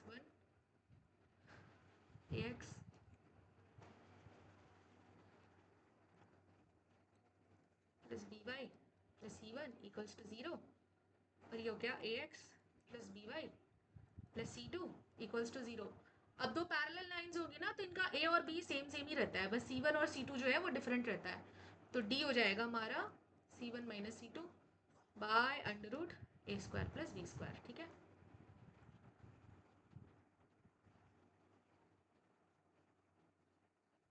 ऐसे भी कर सकते हो, जैसे मान लो कभी ऐसे क्वेश्चन आ जाए आपको कि 3x plus 2y plus 10 equals to 0 और 6x plus 4y plus 20 equals to 0। अब आप कह रहे हो कि मैम आपने तो कहा था कि, और मान लो क्वेश्चन में मेंशन भी हो कि ये जो स्ट्रेट लाइन ए है स्ट्रेट लाइन बी है ये दोनों पैरेलल है और इनके बीच का डिस्टेंस निकालना है, तो फिर ये डाउट मत रखना कि इसको सॉल्व कैसे करेंगे, फिर कहोगे कि मैम ने तो बताया ही नहीं कि यहाँ पे तो ए और बी की वैल्यू जो है वो सेम सेम नहीं है। तो उसको क्या कर सकते हो, देखो ए तो आपकी मतलब ये सिंपलेस्ट फॉर्म में ही ब्रेक है, तो इसमें आप कुछ कॉमन नहीं ले सकते हो, लेकिन बी में कॉमन ले सकते हो है ना। तो बी में कॉमन क्या ले सकते हो, बी में हो गया मान लो यहाँ 40 है, ठीक है, तो बी में कॉमन ले लो 2 को, तो 2 को कॉमन लोगे तो क्या हो जाएगा 3x plus 2y plus 20 equals to 0। तो अब 2 को इस साइड भेज देंगे तो हमारे पास इक्वेशन ये बन के क्या हो गई 3x plus 2y plus 20 equals to 0। अब देखो ए और बी हमारा सेम सेम हो गया ना, इनके जो कोफिशिएंट्स थे, लेकिन C1 और C2 की वैल्यू जो है अलग अलग है, तो इनका अगर हमें डिस्टेंस निकालना है तो हम इसमें डिस्टेंस जो है निकाल सकते हैं। लेकिन अगेन मैं बार बार समझा रही हूँ कि ऐसा नहीं होता है कि इसके बहुत ज़्यादा टफ क्वेश्चन आते हैं। ये जो फॉर्मूला है स्ट्रेट लाइन के इक्वेशन के बाद, ये जितनी चीज़ें मैंने लिखाई है ना ये जनरल फॉर्म के बाद, हाँ जनरल फॉर्म, और ये इसके बाद यहाँ पे मैंने जितनी चीज़ें लगाई हैं ये लीस्ट इम्पॉर्टेंट है, ऐसा नहीं कि इम्पॉर्टेंट नहीं है बट लीस्ट इम्पॉर्टेंट है। तो इस पे अगर क्वेश्चंस रहेंगे तो MSQ में ही रहेंगे ज़्यादा से ज़्यादा, एटमोस्ट उससे ज़्यादा और कोई क्वेश्चंस नहीं है इसके। तो ये हमारा वीक 1 और वीक 2 जो है वो हो गया कंप्लीट। एक चीज़ बाकी रह गई हमारी, वो है वीक 2 में, वो है SSE यानी कि सम स्क्वायर्ड एरर्स।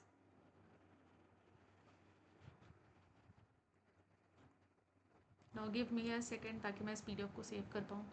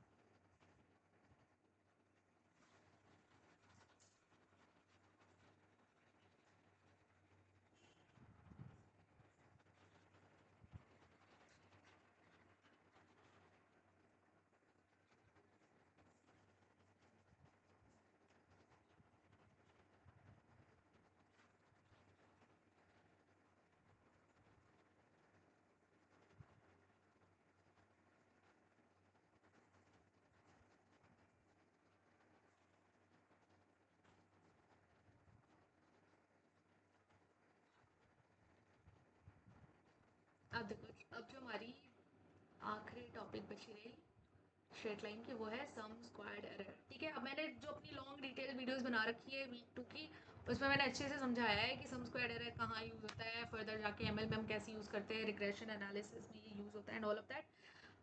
अभी हम इसमें नहीं जाएंगे कि ये कहाँ कैसे क्या यूज़ होता है, बट अभी हम सिर्फ मैथमेटिकली समझेंगे कि इसका फॉर्मूला क्या होता है और अगर इस पर क्वेश्चन आ रहा है तो उसको इम्प्लीमेंट कैसे कर देंगे। और SSC के इतने ईजी क्वेश्चन होते हैं ना, मतलब एकदम सिंपल क्वेश्चन मिलेंगे आपको SSC के, कोई ज़्यादा कॉम्प्लिकेटेड नहीं रहेगा।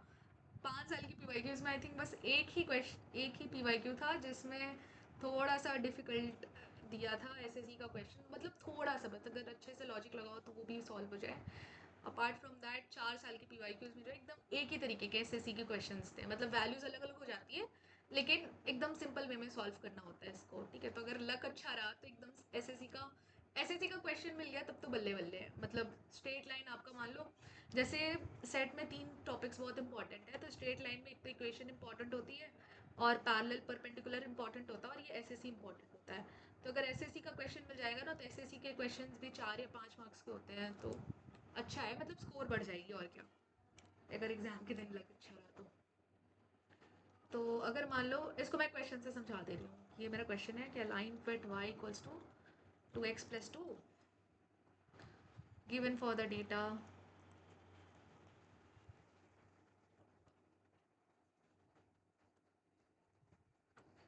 अब कंप्यूट कह रहा है, मैं कंप्यूट सम स्क्वायर्ड एरर।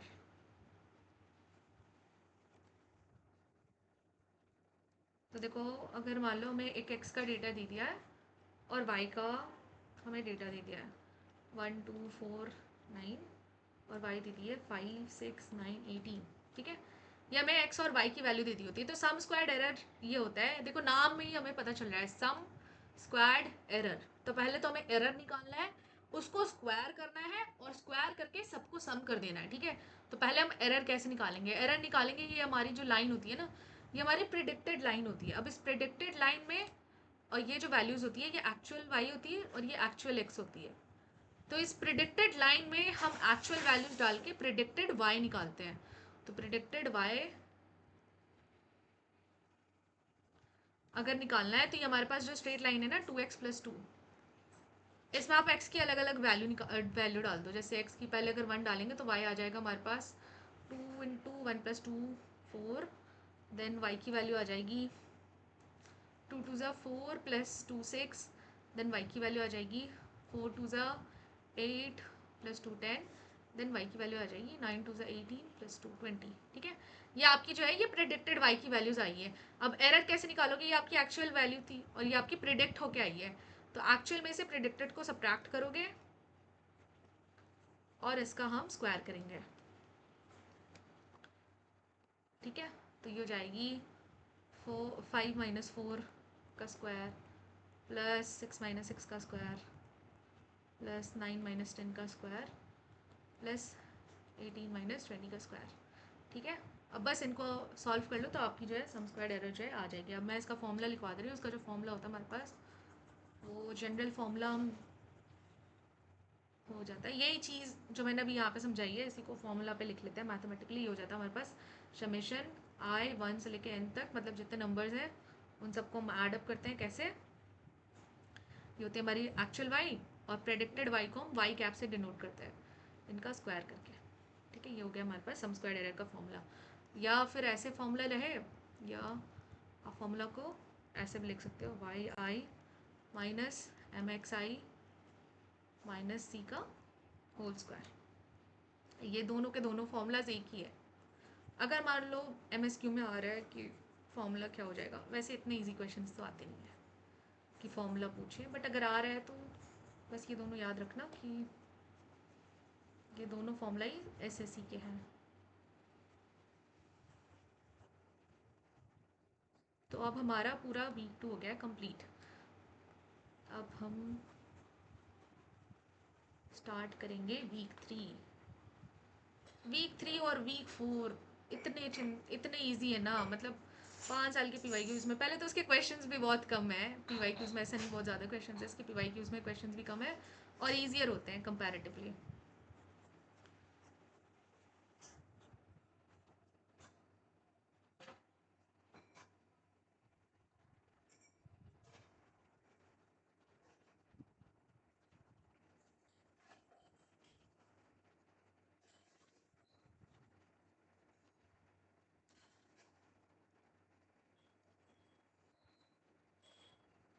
अब देखो, अब हम स्टार्ट कर रहे हैं वीक 3, ठीक है। वीक 3 जो है हमारा ये बेस्ड है क्वाड्रेटिक फंक्शंस पे, ठीक है। तो क्वाड्रेटिक फंक्शंस का जो जनरल फॉर्म होता है वो जाता है हमारे पास ax² plus bx plus c equals to 0, ठीक है। ये हो गई हमारे पास general quadratic equation, general quadratic equation. अब ये जो जनरल क्वाड्रेटिक इक्वेशन आई है, अब ध्यान से समझो, इसके पहले हमारे पास x की जो पावर होती थी वो 1 होती थी, है ना। लेकिन यहाँ पे हमारे पास x की पावर 2 बन जाती है। सो x के दो वैल्यूज़ एग्जिस्ट करते हैं, 2 वैल्यूज़। अब ये दो वैल्यूज़ कह दो, रूट्स कह दो या ज़ीरोज़ कह दो, एक ही चीज़ है। एक काम लेकिन इसके 3 नाम है।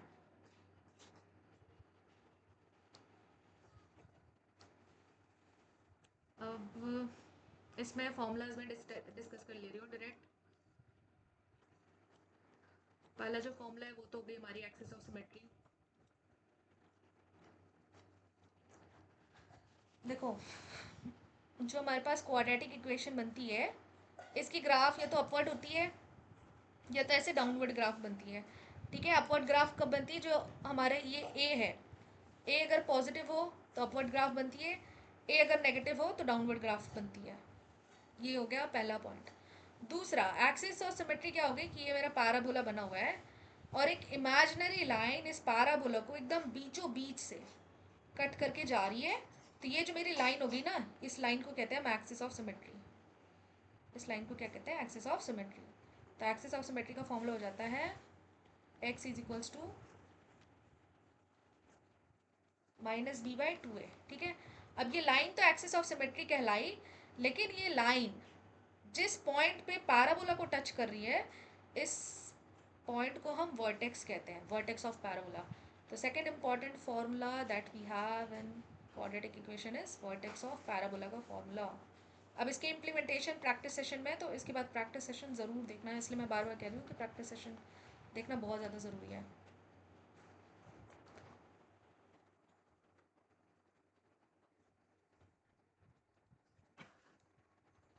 तो वर्टेक्स ऑफ पैराबोला के लिए हो जाएगा, जो हमारे पास यहाँ पे एक्सिस ऑफ सिमेट्री का फॉर्मूला है वो सेम चीज़ हमारे पास एक्स एक्सिस के लिए, और वाई की वैल्यू निकालनी है। तो यहाँ पे put the value of x in y. अब देखो एक इसका एग्जांपल करा दे रही हूँ, जैसे suppose 2x square plus 4y minus 2 equals to 0। ये आपको एक क्वाड्रेटिक इक्वेशन गिवन है, आपको इसका वर्टेक्स निकालना है। तो वर्टेक्स निकालोगे कैसे? एक्स का फॉर्मूला हो गया माइनस बी बाई टू है। ठीक है, जो एक्सिस ऑफ सिमेट्री का एक्स का फॉर्मूला होता है वो सेम हमारे लिए वर्टेक्स ऑफ पैराबोला का एक्स का फॉर्मूला होता है, जो हमारा फर्स्ट कोऑर्डिनेट है। तो माइनस बी बाई टू है, यानी कि -4 by 2 into two, so therefore ये आ गया -1। अब ये जो एक्स की वैल्यू -1 आई ना, इसी को इस पर पुट कर दो, तो 2 इंटू -1 का स्क्वायर प्लस 4 इंटू -1 -2, ये क्या हो जाएगा? 2 -4 -2, सो देयरफॉर ये आ गया हमारे पास -4। तो -1, 4 ये आ गया हमारे पास वर्टेक्स पैराबोला का। ठीक है, अब इसके क्या क्या एप्लीकेशंस है, इसका सीधा जो क्वेश्चन आता है, ये प्रैक्टिस सेशन में जैसे क्वेश्चन बनाए, क्वेश्चन करवाया मैंने इस पर, वैसे ही क्वेश्चंस बाकी के PYQs में भी है। ठीक है, अगर वर्टेक्स या फिर एक्सिस ऑफ सिमेट्री पे क्वेश्चन आ रहा है तो वैसे ही टाइप के क्वेश्चन है जैसे मैंने प्रैक्टिस सेशन में करवाए हैं।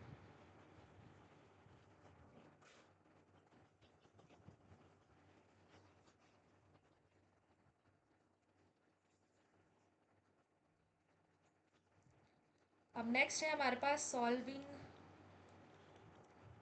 Quadratic equation.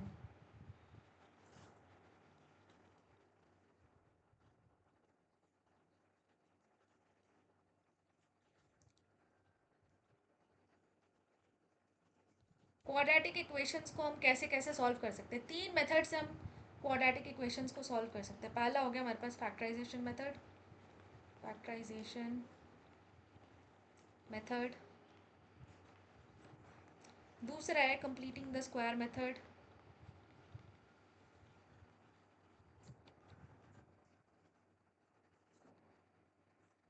और तीसरा है हमारे पास discriminant quadratic formula, quadratic formula. अब देखो, मेरे को तो यहाँ पे तीनों मेथड से करवाना पड़ेगा, है ना, क्योंकि मेरे को समझाना है, तो मैं करवाऊंगी मैं तीनों मेथड से ही। लेकिन मैं बता रही हूँ, अगर एग्जाम में क्वाड्रेटिक इक्वेशन दी गई है तो फैक्टराइजेशन मेथड के अलावा कोई मेथड यूज़ मत करना, क्योंकि फैक्टराइजेशन मेथड से सबसे इजीली और जल्दी सॉल्व हो जाता है। बाकी जो मेथड्स हैं, कंप्लीटिंग द स्क्वायर मेथड जो है वो हम तब यूज़ करते हैं जब हम किसी को फैक्टराइज नहीं कर पा रहे हैं, है ना, जैसे ऐसे वाले क्वेश्चन हो गए एक्स स्क्वायर प्लस 4/2x -3। अब इसको आप फैक्टराइज नहीं कर सकते हो, तो यहाँ पे आप कंप्लीटिंग द स्क्वायर जो है मेथड यूज़ कर सकते हो। क्वाड्रेटिक फॉर्मूला कब यूज़ हो सकता है? जब आप फैक्टराइजेशन भी नहीं कर सकते हो और कंप्लीटिंग द स्क्वायर तो कर सकते हो, लेकिन सिंपल सी बात है, ऐसा अगर आपके पास इक्वेशन आ गया जिसपे आप फैक्टराइज नहीं कर सकते हो तो वो हो जाता है हमारे पास कंप्लीटिंग द स्क्वायर मेथड। अब देखो फैक्टराइजेशन ऑलमोस्ट सबको आती है, तो मैं ये चीज़ यहाँ पे एक्सप्लिसिटली नहीं करवा रही हूँ, एक क्वेश्चन बस मैं फैक्टराइजेशन पे करवा दे रही हूँ, ठीक है। वरना हमारी वीडियो जो है वो बहुत ज़्यादा लंबी हो जाएगी अगर मैं हर एक पे क्वेश्चन करवाऊँगी और हर एक केस पॉसिबिलिटीज़ पे। तभी जो जो चीज़ें इंपॉर्टेंट है मैं उस पर करवा दे रही क्वेश्चन।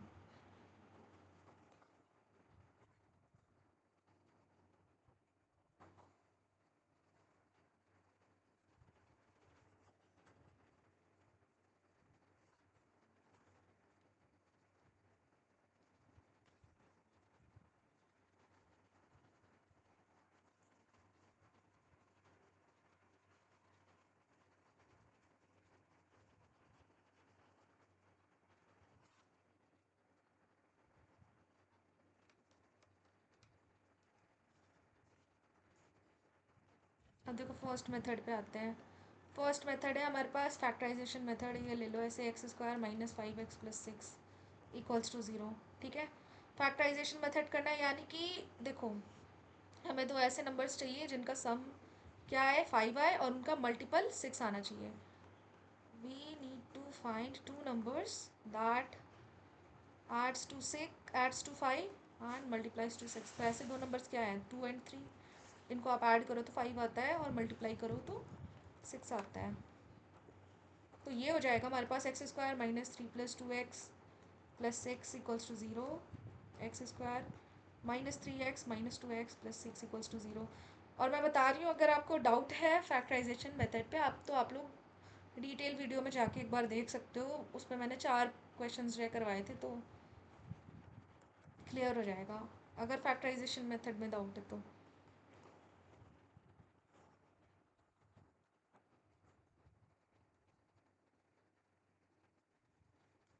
एक्स को कॉमन लेंगे, एक्स माइनस 3 आ गया, यहाँ पे माइनस 2 को कॉमन लेंगे, एक्स माइनस 3 आ गया। सो देयरफॉर एक्स के कोऑर्डिनेट्स आ गए मेरे पास x minus 2 into x minus 3 equals to 0। So therefore x की वैल्यू आ गई 2 एंड 3। तो ये आ गया हमारे पास दो रूट्स, ठीक है। अब कंप्लीटिंग द स्क्वायर मेथड करवाती हूँ, सेकंड है हमारे पास कंप्लीटिंग द स्क्वायर मेथड, तो हो गया एक्स स्क्वायर माइनस 2x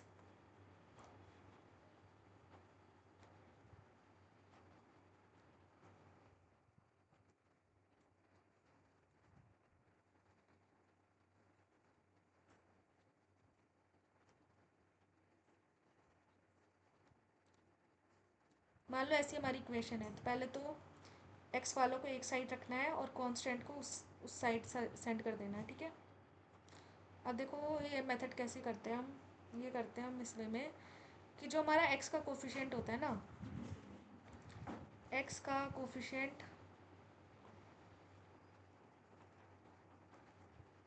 को 2 से डिवाइड कर देंगे।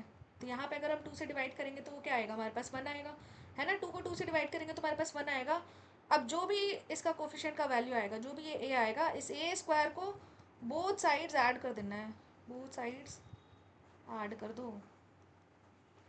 तो ये हो जाएगी हमारी x square minus 2x plus 1 square, और यहाँ पे भी 1 प्लस 1 स्क्वायर, ठीक है। Now give me a minute.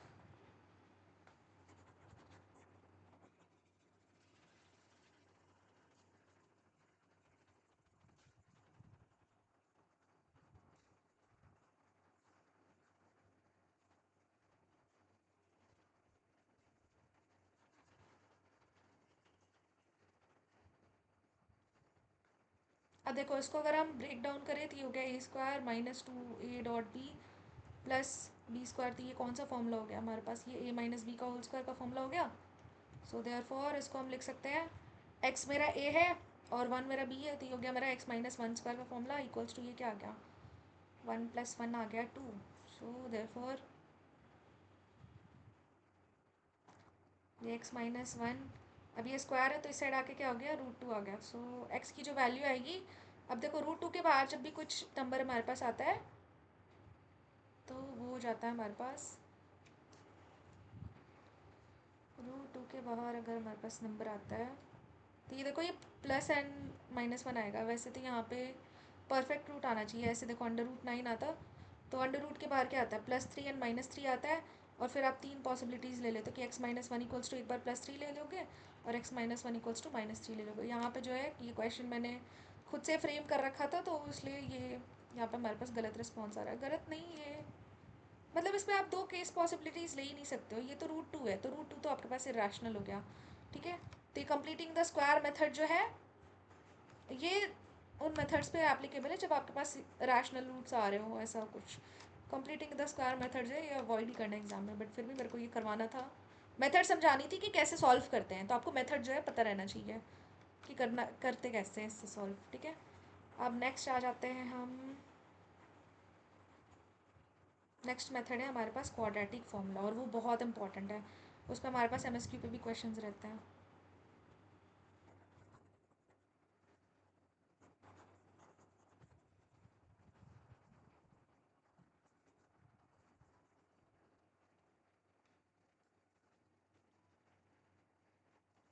Third है हमारे पास क्वाड्रेटिक फॉर्मूला। तो क्वाड्रेटिक फॉर्मूला जो बनती है हमारे पास, हो जाती है minus B plus minus under root B square minus four A C by two A.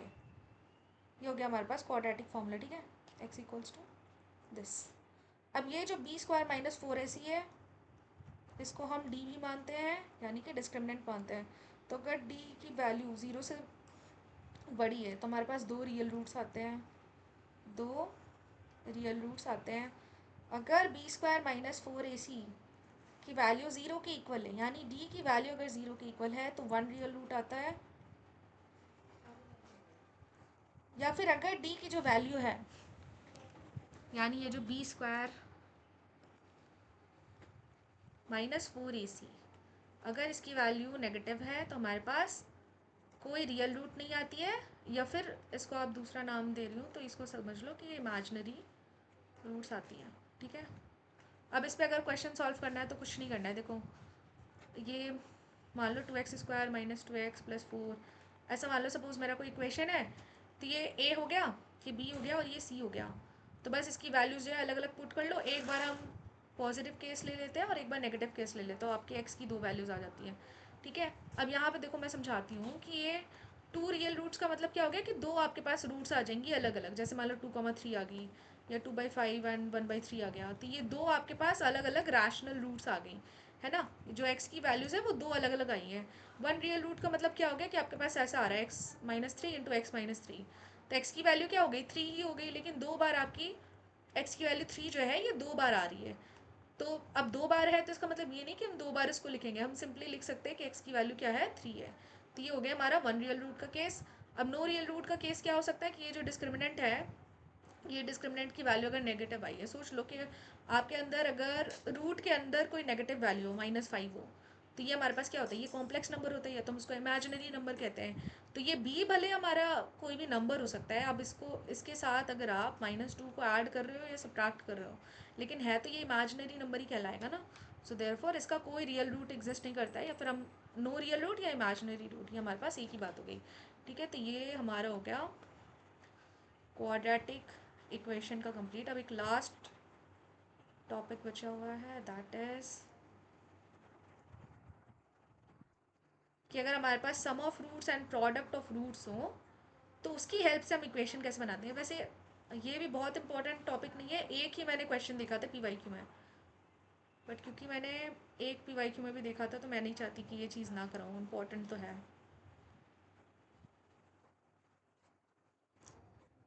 But मैंने ये एक ही पीवाईक्यू में देखा था, उसके बाद मैंने किसी पीवाईक्यू में रिपीट होते हुए नहीं देखा। जैसे बाकी टॉपिक्स जो मैं कह रही हूँ इंपॉर्टेंट है, वो रिपीट हुए हैं, ठीक है, पीवाईक्यूज़ में ही रिपीट हुए हैं। अब देखो, सपोज कि आपको सम ऑफ रूट्स या प्रोडक्ट ऑफ रूट्स दिए हैं, तो एक्स स्क्वायर का एक और फॉर्मूला हमारे पास होता है, x square minus sum of roots alpha plus beta plus product of roots alpha into beta equals to zero. तो आपको क्वेश्चन में दे दिया रहेगा कि एक क्वाड्रेटिक इक्वेशन के दो रूट्स है टू एंड थ्री, और टू एंड थ्री दो रूट्स गिवन है और आपको इक्वेशन फॉर्म करनी है। तो ये हो गया रिवर्स वाला क्वेश्चन कि इसके पहले तक तो हमारे पास क्वाड्रेटिक इक्वेशन गिवन रहती थी और हम रूट्स निकालते थे, लेकिन अब आपको रूट्स दे दी गई है और आपको इक्वेशन फॉर्म करनी है। तो यहाँ पे क्या कर लोगे, ये हो जाएगा हमारा एक्स स्क्वायर माइनस 2 + 3 यानी कि 5x प्लस 2 × 3 6। तो ये हो जाएगी हमारी इसकी बन गई इक्वेशन। ठीक है, तो ये था हमारा लास्ट टॉपिक क्वाड्रेटिक इक्वेशंस में, और सारी चीज़ें जो है इसमें कंप्लीट हो गई है। तो अगर इसमें मेरे से पूछ रहे हो कि इम्पॉर्टेंट क्या है, तो नेचर ऑफ रूट्स बहुत ज़्यादा इंपॉर्टेंट है। वो जो डिस्क्रिमिनेंट की मैंने लिखवाई है वो प्रॉपर्टीज़ याद रखना ये बहुत ज़्यादा ज़रूरी है। इस पर क्वेश्चंस है और रिपीट भी हुए हैं ये क्वेश्चंस PYQs में, तो इसको ध्यान में रखना। अगेन प्रैक्टिस सेशन देखोगे तो प्रैक्टिस सेशन में मैंने ये वाला पोर्शन, इसमें एक क्वेश्चन भी था जो मैंने करवाया भी है, और क्वाड्रेटिक और पॉलिनोमियल्स के क्वेश्चन जो है ना वो अच्छे से प्रैक्टिस सेशन में ही मैंने करवाए हैं, क्योंकि और उसमें जो मैं क्वेश्चंस लेके गई थी उसमें क्वाड्रेटिक और पॉलिनोमियल के ज़्यादा क्वेश्चन भी थे, तो अच्छे से मैंने समझाया है। तो उसके बाद तो मैं यही कहूँगी कि ये फार्मूलाज और थ्योरी कवर होने के बाद आप लोग प्रैक्टिस सेशन में एक बार देख ही लो तो ज़्यादा अच्छा होगा।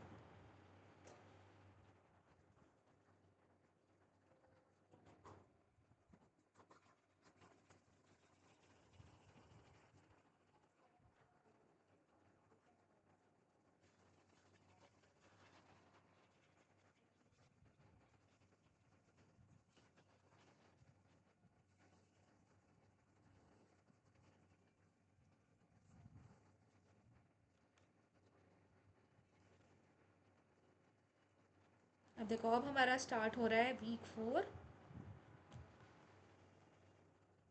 That is polynomials.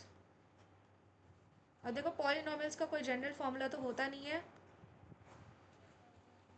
पॉलिनोमियल्स में जो सबसे इंपॉर्टेंट टॉपिक है जिस पे क्वेश्चन आता है वो है multiplicity.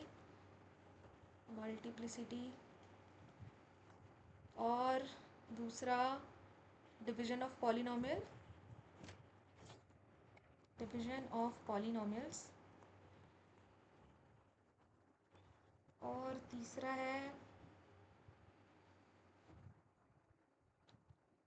Roots of cubic polynomial. Cubic polynomial, ये 3 मोस्ट इंपॉर्टेंट टॉपिक्स है पॉलिनोमियल के, और जितने भी क्वेश्चन हैं ये इन्हीं तीनों पे बेस्ड है। ठीक है, अब देखो पॉलिनोमियल्स क्या होते हैं, क्वाड्रेटिक इक्वेशन पे जैसे लिमिट लग जाती है कि एक्स की पावर क्या है, 2 है। अब पॉलिनोमियल्स में यही है कि एक्स की पावर 5 भी हो तो वो भी मेरा पॉलिनोमियल कहलाएगा, एक्स की पावर 100 भी हो तो मेरा पॉलिनोमियल कहलाएगा। तो पॉलिनोमियल की 2 कैटेगरीज होती है, पहले तो हम इसको डिग्री के हिसाब से डिवाइड करते हैं और दूसरा हम नंबर ऑफ वेरिएबल्स पे डिवाइड करते हैं। तो नंबर ऑफ वेरिएबल्स पे हमारे पास पॉलिनोमियल का जो नाम हो जाता है, अगर एक सिंगल वेरिएबल ही है, जैसे मान लो सिर्फ एक एक्स ही है, अगर पूरे के पूरे इक्वेशन में सिर्फ एक्स गिवन है या सिर्फ वाई है या सिर्फ जेड है, तो वो जाता है हमारे पास मोनोमियल फंक्शन। वन वेरिएबल को हम कहते हैं मोनोमियल। फॉर एग्जांपल ये हो गया हमारा x square plus x plus 2, तो एक ही सिंगल वेरिएबल है एक्स, तो ये क्या हो गया हमारे पास मोनोमियल फंक्शन। तो मोनोमियल कहते हैं सिंपली हम इसको। 2 वेरिएबल है तो हम कहते हैं बाइनोमियल। इसमें क्या हो गया आपके पास एक्स वाई दोनों हो गया, x plus y minus x y, तो ये टाइप के जो हो गए हमारे पास पॉलिनोमियल्स, ये हो गए बाइनोमियल। और तीसरा है 3 वेरिएबल्स, तो हो गए हमारे पास ट्राइनोमियल। ट्राइनोमियल में आ गया कि x y z x square z minus x y plus y z, इस टाइप के इक्वेशंस हो गए हमारे पास ट्राइनोमियल। ठीक है, तो ये तो हो गई based on the number of variables पहली क्लासिफिकेशन, और दूसरी है हमारे पास based on the number of degrees.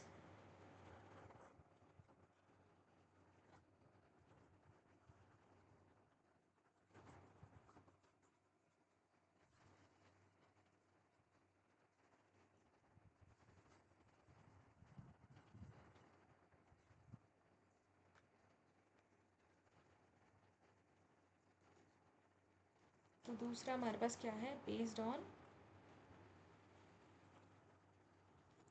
Degree है। डिग्री का मतलब होता है हाईएस्ट पावर। हाईएस्ट पावर उस पर्टिकुलर इक्वेशन में जिस भी वेरिएबल की जो सबसे हाईएस्ट पावर होगी वो होगी उसकी डिग्री। ठीक है, तो ऐसे अगर मान लो कि अगर वेरिएबल की पावर 1 है तो ये हो जाएगा हमारे पास linear polynomial.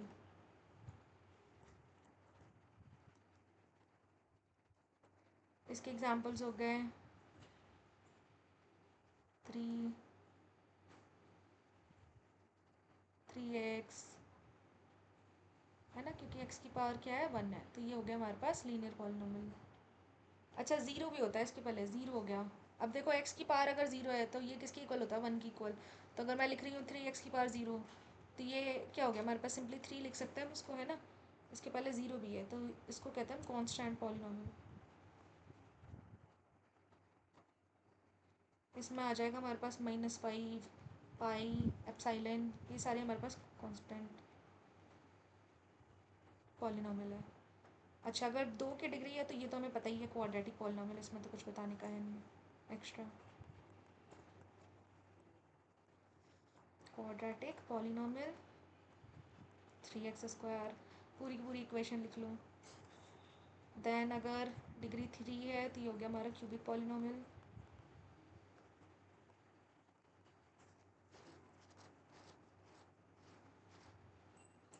Three x cube like this, ये हो गया हमारा क्यूबिक पॉलिनोमियल। और लास्ट है, अगर डिग्री 4 है तो ये हो जाएगी हमारी क्वाड्रेटिक पॉलिनोमियल।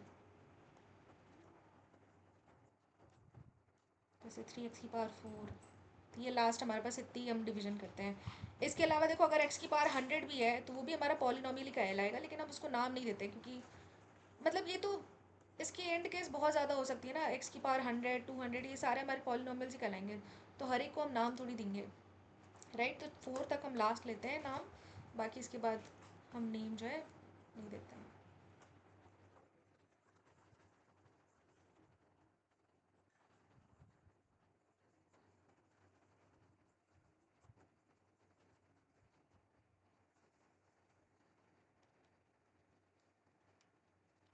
तो ये हो गया हमारा पॉलिनोमियल का क्लासिफिकेशन। अब पॉलिनोमियल में हमारे पास एडिशन प्रॉपर्टीज़ है पॉलिनोमियल की, क्या हम दो पॉलिनोमियल्स को ऐड कैसे कर सकते हैं। जैसे ये मान लो पहला पॉलिनोमियल है 2x² + 3x+2, और दूसरा है x³ + 2x²। इनको ऐड कैसे करेंगे, x³। अब देखो x³ पहले तो ये देखना है कि जो वेरिएबल की पावर है तो वो सेम सेम होनी चाहिए। तो देखो x³ का कोई और तो रिपीट नहीं हो रहा है, तो x³ हमारा अकेला रह जाएगा इससे ही। प्लस x², देखो एक यहाँ पर है एक यहाँ पर है, तो इन दोनों को ऐड करेंगे तो 2x² क्या हो गया 4x²। देन हमारे पास ये आ गया 3x+2, क्योंकि हमारे पास एडिशन और सब्ट्रैक्शन करनी है तो इसी वे में करते हैं। सेम सेम जो वेरिएबल्स वाले हैं उनको हम सब्ट्रैक्ट करते हैं और उन्हीं को ऐड करते हैं। नेक्स्ट है हमारे पास मल्टीप्लिकेशन।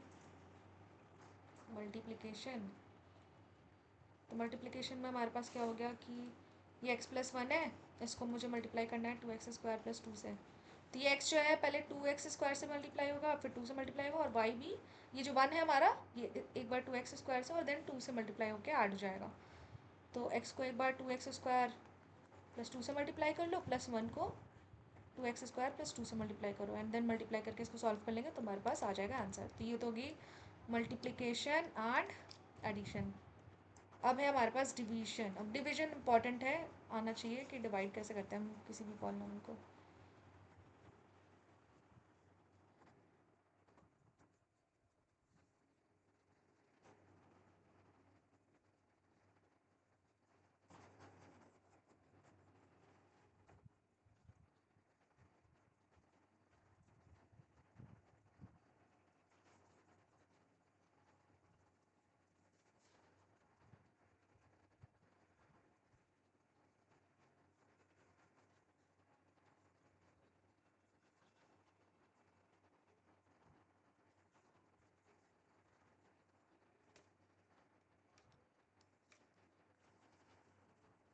मुझे 2 मिनट दो मैं, ताकि ये शीट्स पूरे के पूरे इरेज कर पाऊँ, तो फिर ये डिस्टर्बेंस ना हो बीच में।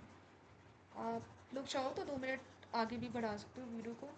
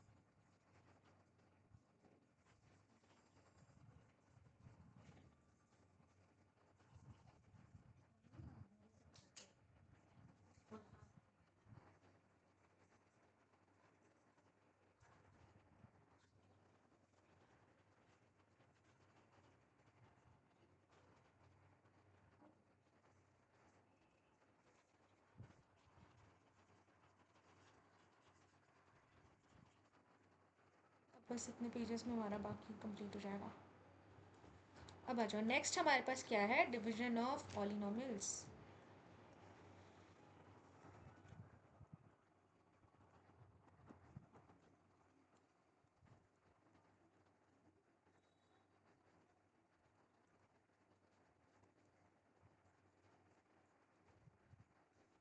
देखो मान लो कि हमारे पास एक ऐसा क्वेश्चन गिवन है, x cube minus 4x+2 suppose, और इसको मुझे डिवाइड करना है x-1 से, ठीक है। तो देखो कैसे डिवाइड करेंगे। पहले तो ये जो हमारा डिविडेंट है इसको कहते हैं हम डिविडेंट, और ये हो गया डिवाइज़र। यहाँ पे जो हमारे पास जिससे हम डिवाइड करते हैं जिन जिन वैल्यूज से, वो हो जाती है कोशेंट, और लास्ट में सॉल्व करके हमारे पास आता है रिमाइंडर, ठीक है। तो अब देखो डिविडेंट का फर्स्ट वेरिएबल एंड डिवाइज़र का फर्स्ट वेरिएबल, बस ये देखना है और कुछ भी नहीं। अब देखो डिविडेंट में हमारे पास क्या है, एक्स क्यूब, और डिवाइज़र में है एक्स। तो आप एक्स को एक्स क्यूब कैसे बना सकते हो, एक्स में हम एक्स स्क्वायर मल्टीप्लाई करेंगे तो एक्स क्यूब बन जाएगा। सो देयरफॉर यहाँ पे कोशेंट पे आ जाएगा एक्स स्क्वायर, ठीक है। अच्छा, यहाँ पे 3x क्यूब हो रहता है, तो यहाँ पे आप 3x स्क्वायर से मल्टीप्लाई कर रहे होते हैं ताकि आप पूरा का पूरा एलिमिनेट कर दो। अब ये जो पूरा डिवाइज़र है इस पूरे क्वेश्चन से मल्टीप्लाई हो जाएगा, तो ये हो जाएगा x इंटू एक्स स्क्वायर, ये आ गया हमारे पास एक्स क्यूब, और -1 एक्स स्क्वायर से मल्टीप्लाई हो गया तो ये आ गया -x स्क्वायर। अब सब्ट्रैक्ट करना है तो साइन चेंज हो जाती है हमारे पास सब्ट्रैक्शन में, तो ये हो गया पॉजिटिव का नेगेटिव, और ये नेगेटिव है तो यहाँ पे आ गया पॉजिटिव, तो इसको कट किया हमने। अब देखो एक्स स्क्वायर ऊपर तो कुछ भी नहीं था, तो सिंपली यहाँ पे बस एक्स स्क्वायर हमने लिख लिया, और -4x को हम उतार दिए। अब x को आप एक्स स्क्वायर कैसे बना सकते हो, x से मल्टीप्लाई करके, तो ये हो जाएगा हमारे पास एक्स स्क्वायर माइनस एक्स, ठीक है, प्लस, और यहाँ पे भी साइन चेंज हो गया प्लस, तो ये कट गया, सॉरी ये तो माइनस हो जाएगा ना, पॉजिटिव था तो इसका साइन चेंज करके ये नेगेटिव बन जाएगा, ये कट गया, और यहाँ पे हमारे पास बचा रहेगा 3x, ठीक है, -3x बचा रहा, और +2 आ गया। अब x को 3x कैसे बना सकते हैं, -3x -3 से मल्टीप्लाई करके, तो ये हो गया -3x, और ये -1 3 से मल्टीप्लाई हो तो ये हो गया हमारे पास +3, साइन चेंज हो गए तो हमारे पास क्या बचा रहा, -1 बचा रहा, तो ये जो -1 आ गया ये आ गया हमारा रिमाइंडर, और ये हो गया हमारा कोशेंट, ठीक है। तो यही है हमारे पास डिवीजन ऑफ पॉलिनोमियल्स। इसमें से आपको कोई भी एक चीज़ गिवन हो, या फिर आपको बोला जाए कि रिमाइंडर क्या आएगा, कोशेंट क्या आएगा, तो उससे हम निकाल सकते हैं, ठीक है। ये हो गई डिवीजन कंप्लीट। अब जो नेक्स्ट इंपॉर्टेंट है वो है हमारे पास रूट्स ऑफ क्यूबिक पॉलिनोमियल। अब देखो पॉलिनोमियल में दो ही केसेस होते हैं, या तो आप क्वाड्रेटिक के रूट्स निकालो, तो क्वाड्रेटिक के रूट्स निकालने के तो 3 मेथड्स हैं, और दूसरा हो गया कि आप क्यूबिक पॉलिनोमियल गिवन है और इसके रूट्स निकालो, इससे ज़्यादा नहीं आता है। ऐसा नहीं कि क्वाड्रेटिक पॉलिनोमियल के रूट्स निकालने या फिर बाकी निकालने हैं। उसके बाद मल्टीप्लिसिटी का कॉन्सेप्ट आता है, और मल्टीप्लिसिटी की जो चीज़ें हैं और जो इससे हाईएस्ट पावर की जो पॉलिनोमियल्स होते हैं, इसका मैंने कॉन्सेप्ट प्रैक्टिस सेशन में करवाया है। तो उसके बाद बहुत ज़्यादा इंपॉर्टेंट है, अगर आपको पॉलिनोमियल्स और क्वाड्रेटिक अच्छे से करना है तो प्रैक्टिस सेशन देखना इज़ अ मस्ट। आप अननोन आइडियंस के लाइव सेक्शन पे जाके प्रैक्टिस सेशन इसके बाद देख सकते हो, ठीक है। अब देखो अगर हम रूट्स की बात करें, तो अगर मेरे पास एक ऐसा इक्वेशन एक्स क्यूब -4x+2,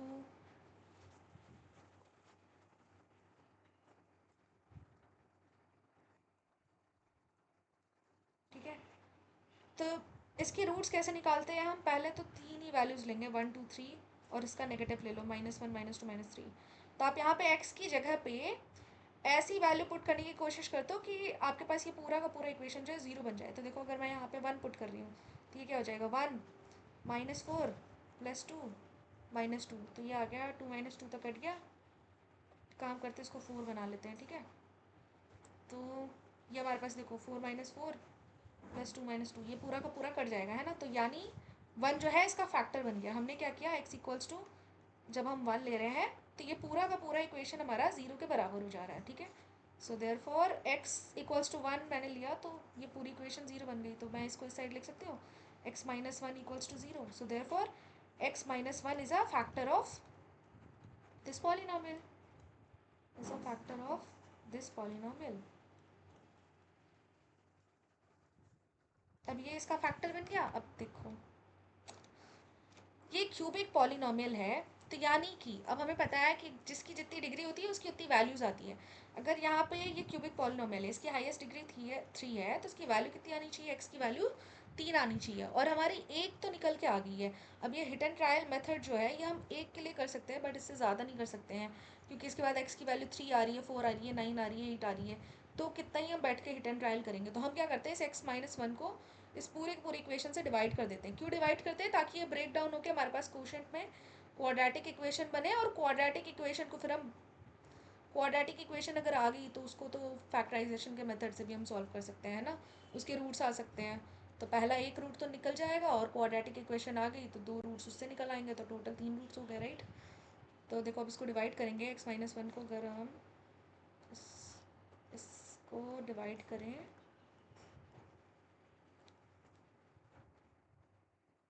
अब मैं यहाँ पे डायरेक्ट मल्टीप्लिकेशन कर रही हूँ, तो ये हो गया 4x2 माइनस 4x² प्लस ये दोनों कट गए। अब बचा रहा मेरे पास 2x माइनस 2, तो प्लस 2 से मल्टीप्लाई किया तो 2x माइनस 2, ये पूरा का पूरा कट गया, ठीक है। मेरे पास क्या आया, 4x² प्लस 2, तो x-1 इंटू 4x² प्लस 2, ठीक है। रिमाइंडर मेरी 0 बन गई, रिमाइंडर 0 ही बनती है जब भी आप ये रूट्स ऑफ क्यूबिक पॉलिनोमियल निकालोगे, तो यहाँ पे आपके पास क्वोशंट ही बचा रहता है। तो x-1, अब आप इनको मल्टीप्लाई भी करोगे ना, तो देखना ये पूरा का पूरा सेम क्यूबिक पॉलिनोमियल ही आपके पास आ जाएगा। इंटू अब 4x² प्लस 2, अब इसको 0 से इक्वेट कर दो, 4x² प्लस 2 को अगर आप 0 से इक्वेट करोगे तो आ जाएगा 4x² equals to -2, x² equals to आ जाएगा -2/4। तो अब आप इसकी रूट निकाल लो, तो ये आ गया आपके पास -हाफ, तो x² इक्वल्स टू आ गया -हाफ, ठीक है। अब देखो मैं बता रही हूँ कि ये इमेजिनरी क्वेश्चन है, मैंने खुद से किया है, इसलिए इसकी परफेक्ट आंसर्स नहीं आ रही है, लेकिन आप समझ लो कि अगर आपके पास ऐसा कुछ वैल्यू आ रहा है x-2 एंड x-4, ऐसे ही वैल्यूज आएंगी, और आपके पास यहाँ पे एक प्रॉपर क्वाड्रेटिक इक्वेशन होगा। सो देयरफॉर हमारे पास ये जो क्यूबिक पॉलिनोमियल है, इसके रूट्स क्या जाएंगे, x इक्वल्स टू 1, 2 एंड 4, ये तीनों जो है इसके रूट्स आ जाएंगे, ठीक है। तो अब लास्ट जो टॉपिक है मल्टीप्लिसिटी, मल्टीप्लिसिटी मैंने बहुत अच्छे से करवाया हुआ है प्रैक्टिस सेशन में, और ये मस्ट है, मल्टीप्लिसिटी करके ही जाओ, इस पर क्वेश्चन रहेगा ही रहेगा, एक ना एक क्वेश्चन तो मल्टीप्लिसिटी बेस्ड रहेगा ही, ठीक है।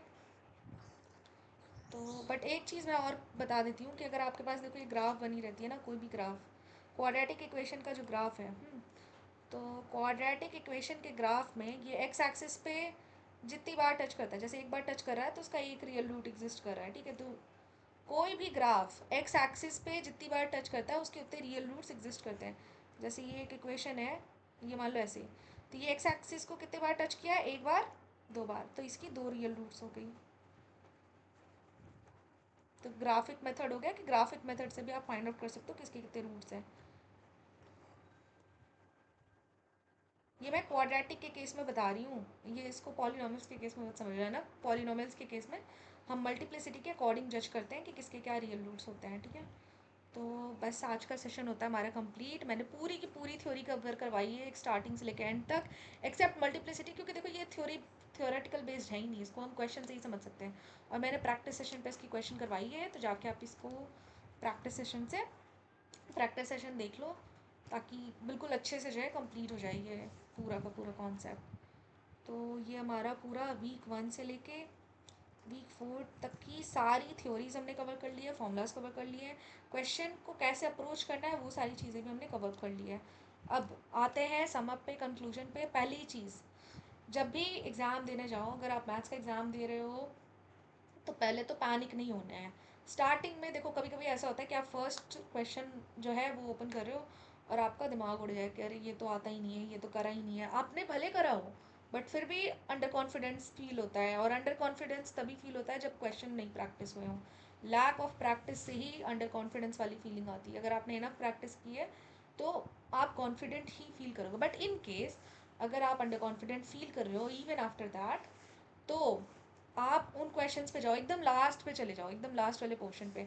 जनरली शुरू के जो क्वेश्चंस होते हैं वो टफ होते हैं, और जो आखिरी के क्वेश्चंस होते हैं ना वो ईजियर होते हैं, तो आप एकदम लास्ट वाले क्वेश्चन जाओ और लास्ट वाले क्वेश्चन से अटेम्प्ट करना स्टार्ट करो। जैसे अगर 15 क्वेश्चन है तो 15 जो 15वां क्वेश्चन है उसको स्टार्ट पहले सॉल्व करो, देन 14, देन 13, ऐसे कर करके पीछे से जो है स्टार्ट करना सॉल्व करो। And then on the way जो जो पहले ईजी आ रहे हैं ना वो सारे के सारे, जब बैठो एग्ज़ाम देने के लिए तो एक थर्ड पर्सन, एक ऐसे समझो कि आप हो ही नहीं वहाँ पे, कोई एक थर्ड पर्सन का पर्सपेक्टिव है और उस पर्सपेक्टिव से समझ रहे हो कि हाँ पहला क्वेश्चन डुएबल है तो पहले वाला मैं पहले अटैम्प्ट करूँगा, दूसरा डुएबल है मेरे लिए तो दूसरा अटैम्प्ट करूँगा। अगर एक क्वेश्चन पे आप 5 मिनट या 6 मिनट से ज़्यादा टाइम दे रहे हो और 5-6 मिनट देने के बाद भी अगर उसका आंसर नहीं आ रहा है, सॉल्व नहीं हो रहा है, उसी टाइम उस क्वेश्चन को स्किप करो, नेक्स्ट क्वेश्चन पे जाओ, वरना बाकी चीज़ें भी अटैम्प्ट नहीं कर पाओगे। तो ये कुछ इंपॉर्टेंट चीज़ें हैं। पहला तो ये कि आप पैनिक और अंडर कॉन्फिडेंस को से कैसे डील कर सकते हैं एग्ज़ाम में। दूसरा, अभी भी आपके पास एक दिन का टाइम है, तो अब आप, अगर आप एक दिन पहले देख रहे हो इन वीडियोस को तब तो बहुत अच्छी बात है। इसके बाद आप पीवाईक्यू करो, खुद से बैठो पीवाईक्यू करने के लिए और समझो कि अगर एक क्वेश्चन नहीं भी बन रहा है तो उसके बिहाइंड द प्रोसेस की चीज़ें समझो कि अगर ये क्वेश्चन सॉल्व हो रहा है तो ये कैसे सॉल्व हो रहा है और ये यहाँ पे हमने इस चीज़ को क्यों यूज़ किया, कोई दूसरा फॉर्मूला क्यों नहीं यूज़ किया।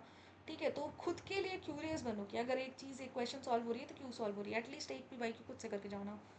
तो बस ये जनरल टिप्स एंड इन्फॉर्मेशन थी जो मुझे बतानी थी। बाकी ऑल द बेस्ट जो भी पहली बार क्वालिफायर्स के लिए प्रिपेयर कर रहे हैं या फिर री क्वालिफायर दे रहे हैं या क्विज वन दे रहे हैं, तो उन सभी को all the best for your exams. अच्छे से क्रैक करके आओ। जैसे भी रिजल्ट्स होंगे तो आप लोग कम्युनिटी पे पोस्ट कर सकते हो या फिर कमेंट्स में बता सकते हो। तो या that's it for today, thank you everyone. And again practice session देखना मस्ट है, तो प्रैक्टिस सेशन ज़रूर देखना।